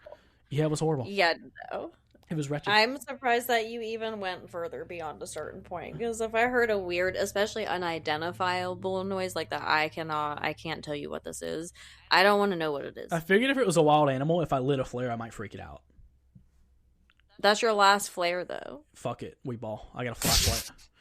I literally almost tripped. Till it dies. Till it dies? Yeah. No, I think it went off at one point on accident because I had like a disconnection of my battery. So I'm like, please don't turn off. Please. I'm like, bad time, right? No, so I've definitely had my freak out moments where I'm like, what in the fuck? Why am I here? Like, this makes no sense. Why am I here? I asked that question quite a bit. Why do I do this? I think we all do. Yeah, no, I'm the same. No, why do we do this? But yeah, I definitely had those moments for sure. Yeah, but you're way more brave than most people. I mean, most people don't want to walk into like an abandoned house by themselves, and you're out here like in a tunnel. Hey man, you gotta do what you gotta do. I mean, look, like I said, if I die today, it better be worth it. It better be doing what you love. Exactly. Basically. Look, I think I was talking to a friend of mine the other day, and I'm like, hey, I mean, when you think about it, a lot of people spend their entire lives trying to avoid, like, you know, whatever they want to do in life, right? They avoid it, they get scared of it, whatever. If I'm going to go out, it better be with me at least trying, right? And with all of that, it's like, if I'm going to go out, I can't be scared of living. I'm already here. I then did the biggest part, which is just getting here. Yeah. I might as well just try it, right? But totally. Even if so, I mean, if I go out, I know I lived more than the average, which is fine by me, you know? And if I inspired one person to go out there and do something, that's all that matters anyways. Yeah. Yeah, you're so right. Oh. And hopefully what we do does inspire people, even if other people don't get it. Hey, that's okay. I get the weirdest looks, dude. I look at people, like, flag me down, and like I was going to my cousin's graduation, and someone's like, oh, dude, you just take me on one of your videos, blah, blah, blah. And I'm like, yeah, sure. And in my head, I'm like, dude, who are you? I don't know you. Like, this is freaking me out. Like, I get flagged down all the time, 24/7 now. This is what I get for living in a small town. I even got flagged down 3 hours from home once. I kid you not. What? We're filming, we're filming, like, is it a cat? What up, Toby? Facts. That's what I said. That's my cat, sorry. Oh my gosh, what a cute cat. Oh, he's awesome. He's just awesome. Sounds so cute. He's like an attention.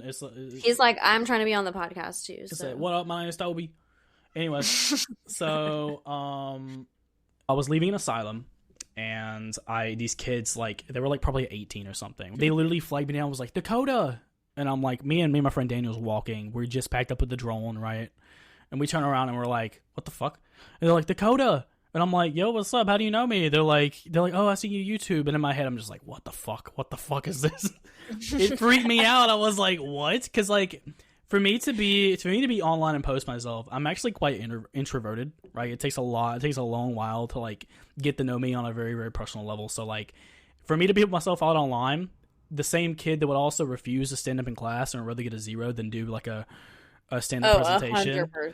That's me. For me to be online and, like, for us to do, like, YouTube or podcasts or whatever, which I'm so curious to know how a podcast operates versus a normal, you know, that and all that, but that's a whole different subject. But, like, for that to be so ironic, I am so awkward in person. Like, somebody will flag me down and I'm like, yeah, totally.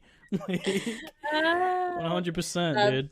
Funny. But at least, like, that might be the perk of living in a small town, because this is like your trial for it. Absolutely, right? Because then once things progress and get bigger and more evolved, and you get recognized outside of your state and outside of different areas that you're used to being recognized at, I feel like then maybe it'll train you to respond accordingly and not be so like, oh shit, this is weird. Absolutely, right? But like a lot of people, I've noticed, like, with, not to get on the negative side of urbex, but a lot of people have an ego thing, right? Where it's like, I've noticed it and it sucks, but that's just as any space you get into, it's always going to be competitive or egotistical or whatever it is, right? Yeah. A lot of people do it for ego boosting, and I do not like, I don't even like give myself credit as is. So if someone's like flagging me down and going, oh, this is so cool, you're doing this, I wish I could do this, I'm just doing this because I like it. Like, so just do what you love. Like, just throw yourself at it. Like,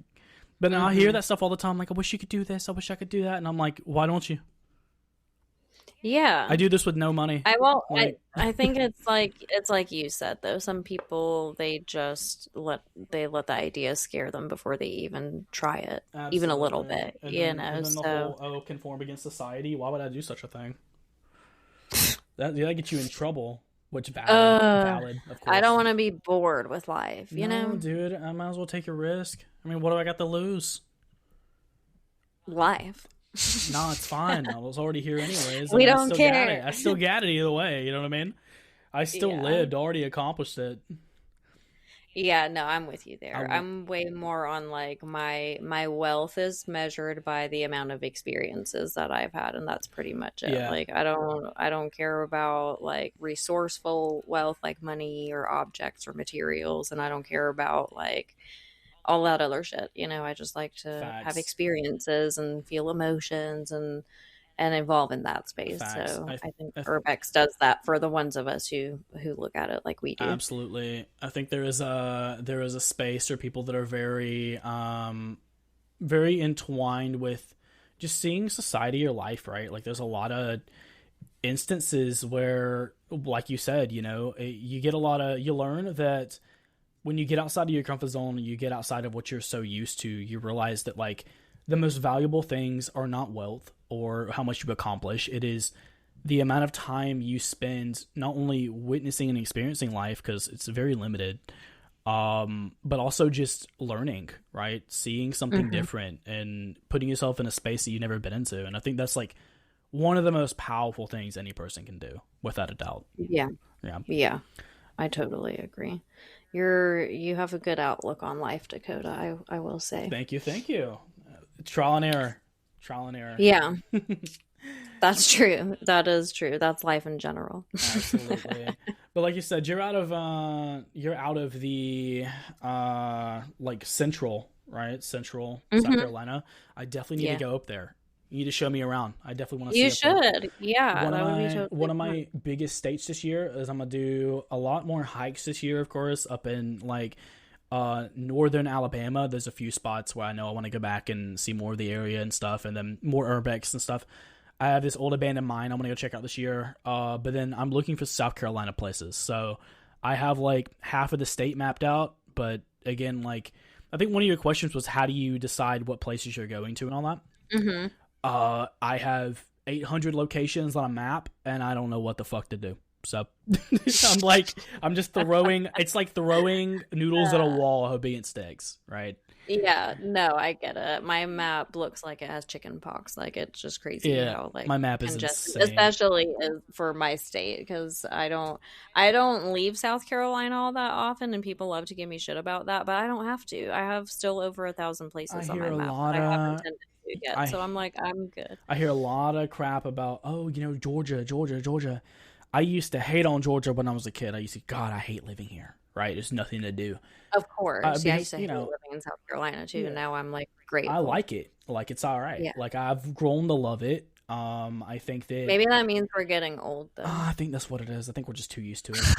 That's probably exactly what it is. I think that we're way too used to it, and it's like when we're really young, we're like looking at people around us, and we're like, "How have these fuckers been here their whole lives? Yeah. And they've never even bothered to go like stay 6 months somewhere else. They've just been here content." And now I'm getting to a place where I'm like, I don't know. I might never leave. I mean, I'll go travel, but I'm always gonna come I back. like my privacy, right? When you grow up in an area that isn't a big city, I don't know if you grew up in a county or a city, but I grew up in... I'm originally from a really small town, Yeah, so yeah. so you And get my it. family is like farmers, Yeah. so I get Yeah. So same with mine, right? I grew up on a farm, right? And for Mhm. me, that privacy is unlike anything else. Like, I love It the is. privacy. And it's like, I don't get me wrong, I love civilization, I love cities, you know, I like going to Publix, right? 10 out of 10. Recommend to a friend. But like, bro, I don't even have a good coffee shop. We finally get a good coffee shop nearby for the first time in like forever. I spent the last 6 years as an adult trying to get a good coffee shop out here. I'm like, dude, I have to drive 30 minutes to another city to get good coffee. That's crazy Yeah, work. I live in such a small town. I have to go to Rose's hometown to get coffee. I'm like, this is fucking ass. This sucks. I'm dead. It's like, it's so hard, like, finding anything out here, right? But again, you go, what exactly, like, how do people stay out here for so long? But no, I get it. You move away from family, and then you barely see them anymore, and then before you know it, everybody's old, and I get it. Is that us getting old? Well, like Probably. you're saying with the privacy thing too, you know, like I think you don't realize how hard it is to actually have that level of privacy as an adult without paying a kind of a hefty price, you know. So you're like, nah, I'm just gonna stay on the farm. Absolutely. I Privacy. can't buy a farm of my own, so I'll just stay on this one. The two most beautiful things in life you can have as an early adult is privacy and peace of mind. Yeah. When it comes to the urbex scene, anybody that's listening on this podcast, I do got a word of advice that maybe might help, but it comes at a hefty price, right? I like to say, it's always been my motto, being young. I don't know how you stand on it, but it's like, sometimes in life, especially as an adult, you have to make the hard choices, right? Do you maintain your happiness and peace? And this goes back to the whole well-being and, you know, taking care of yourself and accepting, you know, this and that, right? Sometimes in life, you have to make the hard choices. And the urbex scene can be very toxic, sadly. I wish that, because, like, we have so much in common as a community. Like, in general, like, us as people, we all believe in a lot of the same things. And it's like, it's the negativity that just, like, blows my mind. Just like, is everybody a hypocrite? Is every single person a hypocrite or something? Because, like, we all do things differently when most of us do the exact same thing.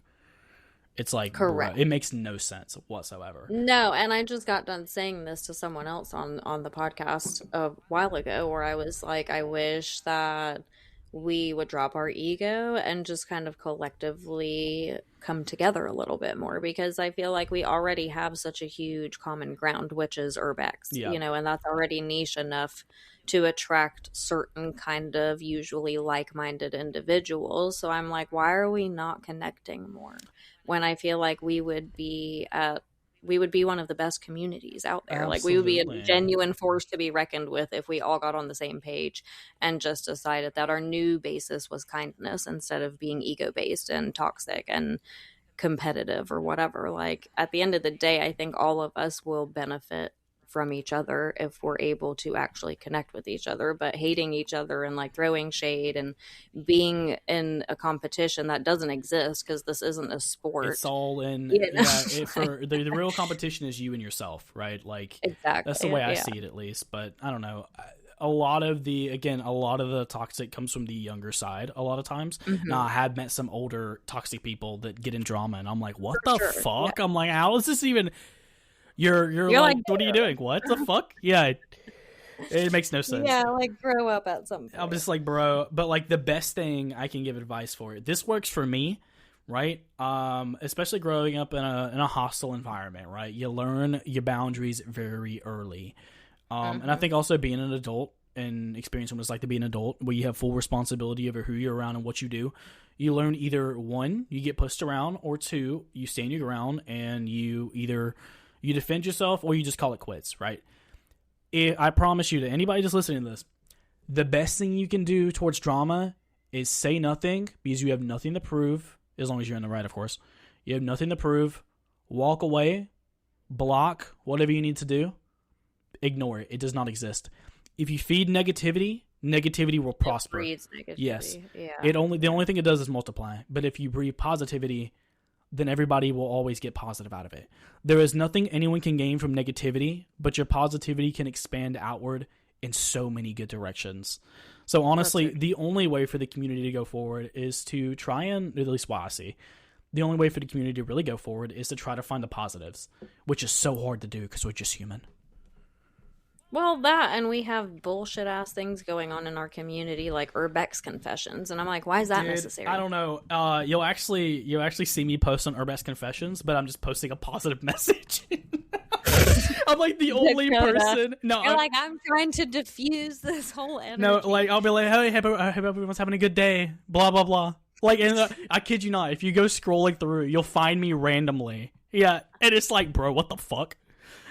I'm obsessed. I'll be in the. You just gave me a better idea because literally, like, I am the advocate that's like anti-Urbex confessions. Yeah. Like, I steady be talking shit about them. I've blocked them since the very first day I had an Urbex account. I need to unfollow them again. I hate whoever that is. Like, if you listen to this podcast, sorry, not sorry. I don't like you. Probably never will. If you're one of my friends and you're low-key running that page, please don't be my friend anymore, and I will take the note and I'll never tell anyone. Well, it doesn't benefit anybody, right?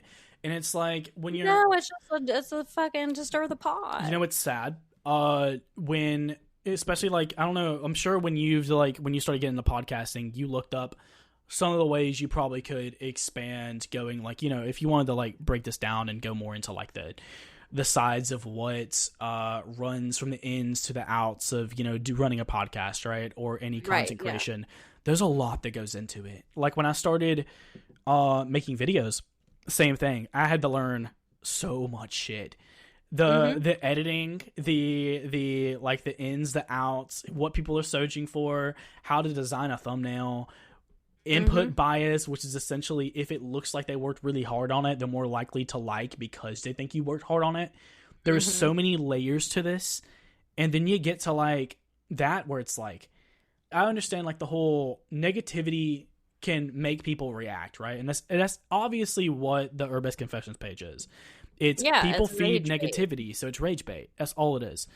And it's like, we give people the power to rage bait us on purpose. It makes no sense.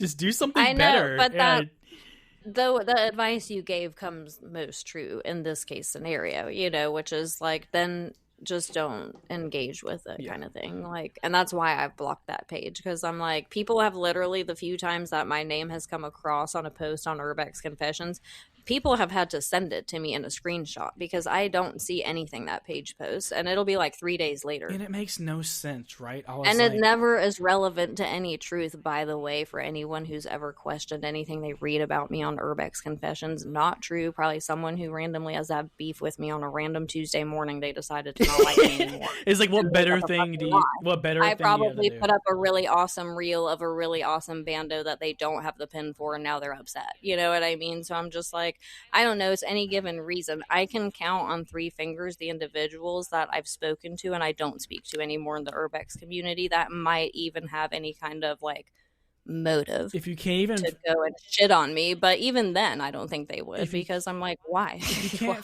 you can't find a location, isn't that just a skill issue anyways?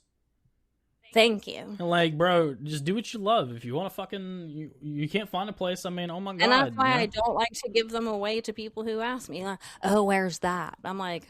And, like, I was talking earlier, so... Okay, it's called exploring. It's called researching. Go explore. This hobby is 90% research, I promise.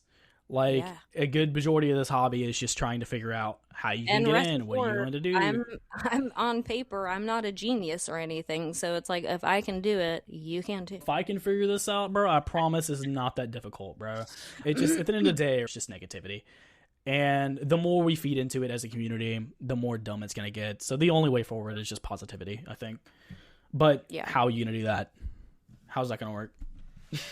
I mean, I think the best stepping stone is, like you said, the initial first step has to be, you have to ignore it, especially if it's coming your way directly. And like, don't get rage baited by everything, basically, and just leave it alone. Sadly. And I think the more people see that you're the kind of person who isn't going to fall into the trap of getting rage baited, the less people are going to fuck with you, because they know they're not going to get a reaction out of you anyway. See, that's the thing, right? I've told my closest friends to be people I barely talk to, you involve me in drama, you get blocked. I don't have to give a reason why.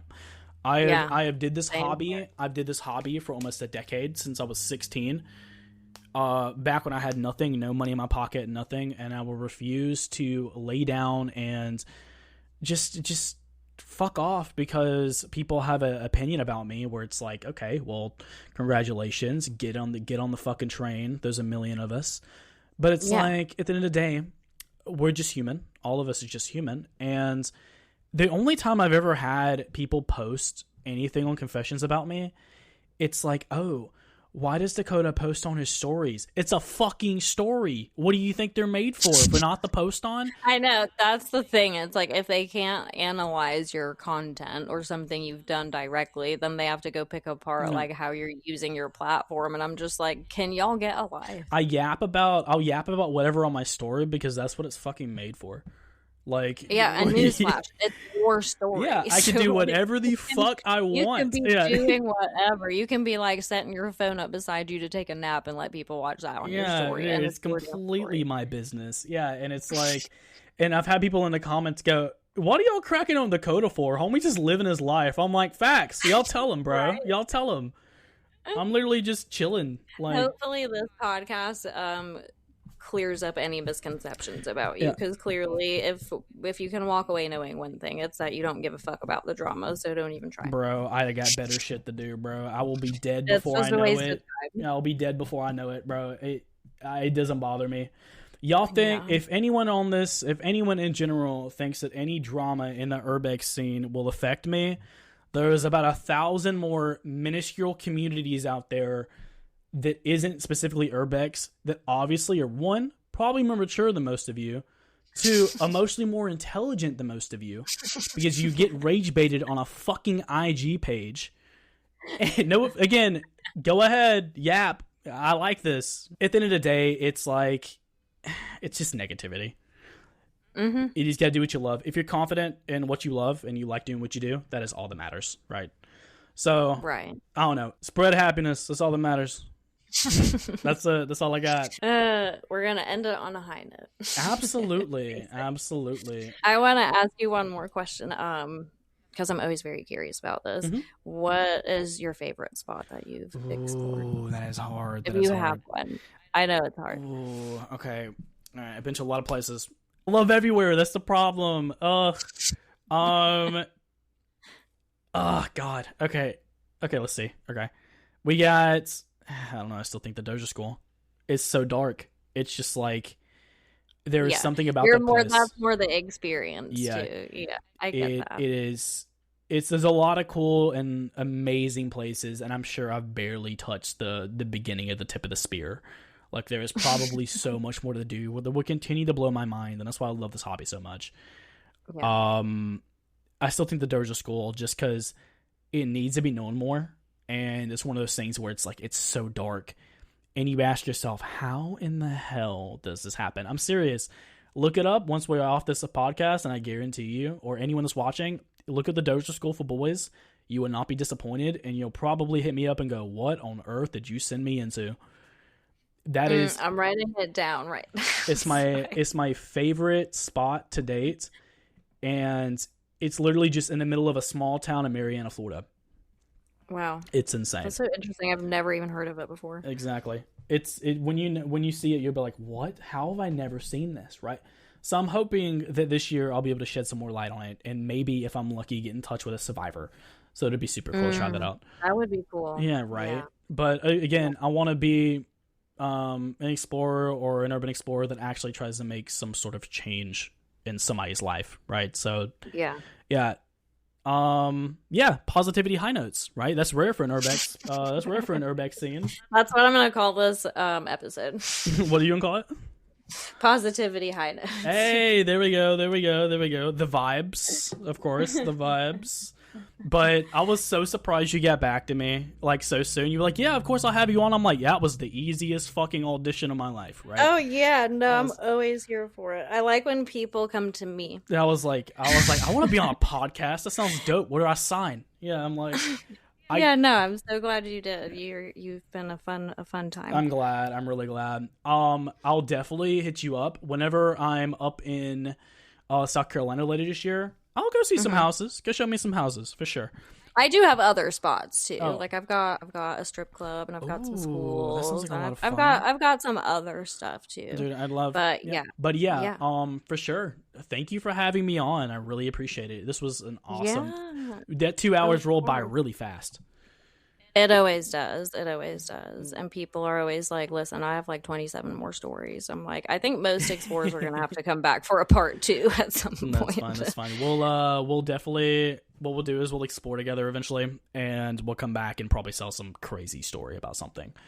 Oh, that's a good idea. And of course, from there, whatever else happens. Well, before you go, if you want to give me an explorer's track, I don't know if you read that part of your notes, but just like a song that's relative to your urbex journey or something you love to listen to, or maybe like something you love to use for your content or whatever, just something that comes to mind. What is a good urbex track?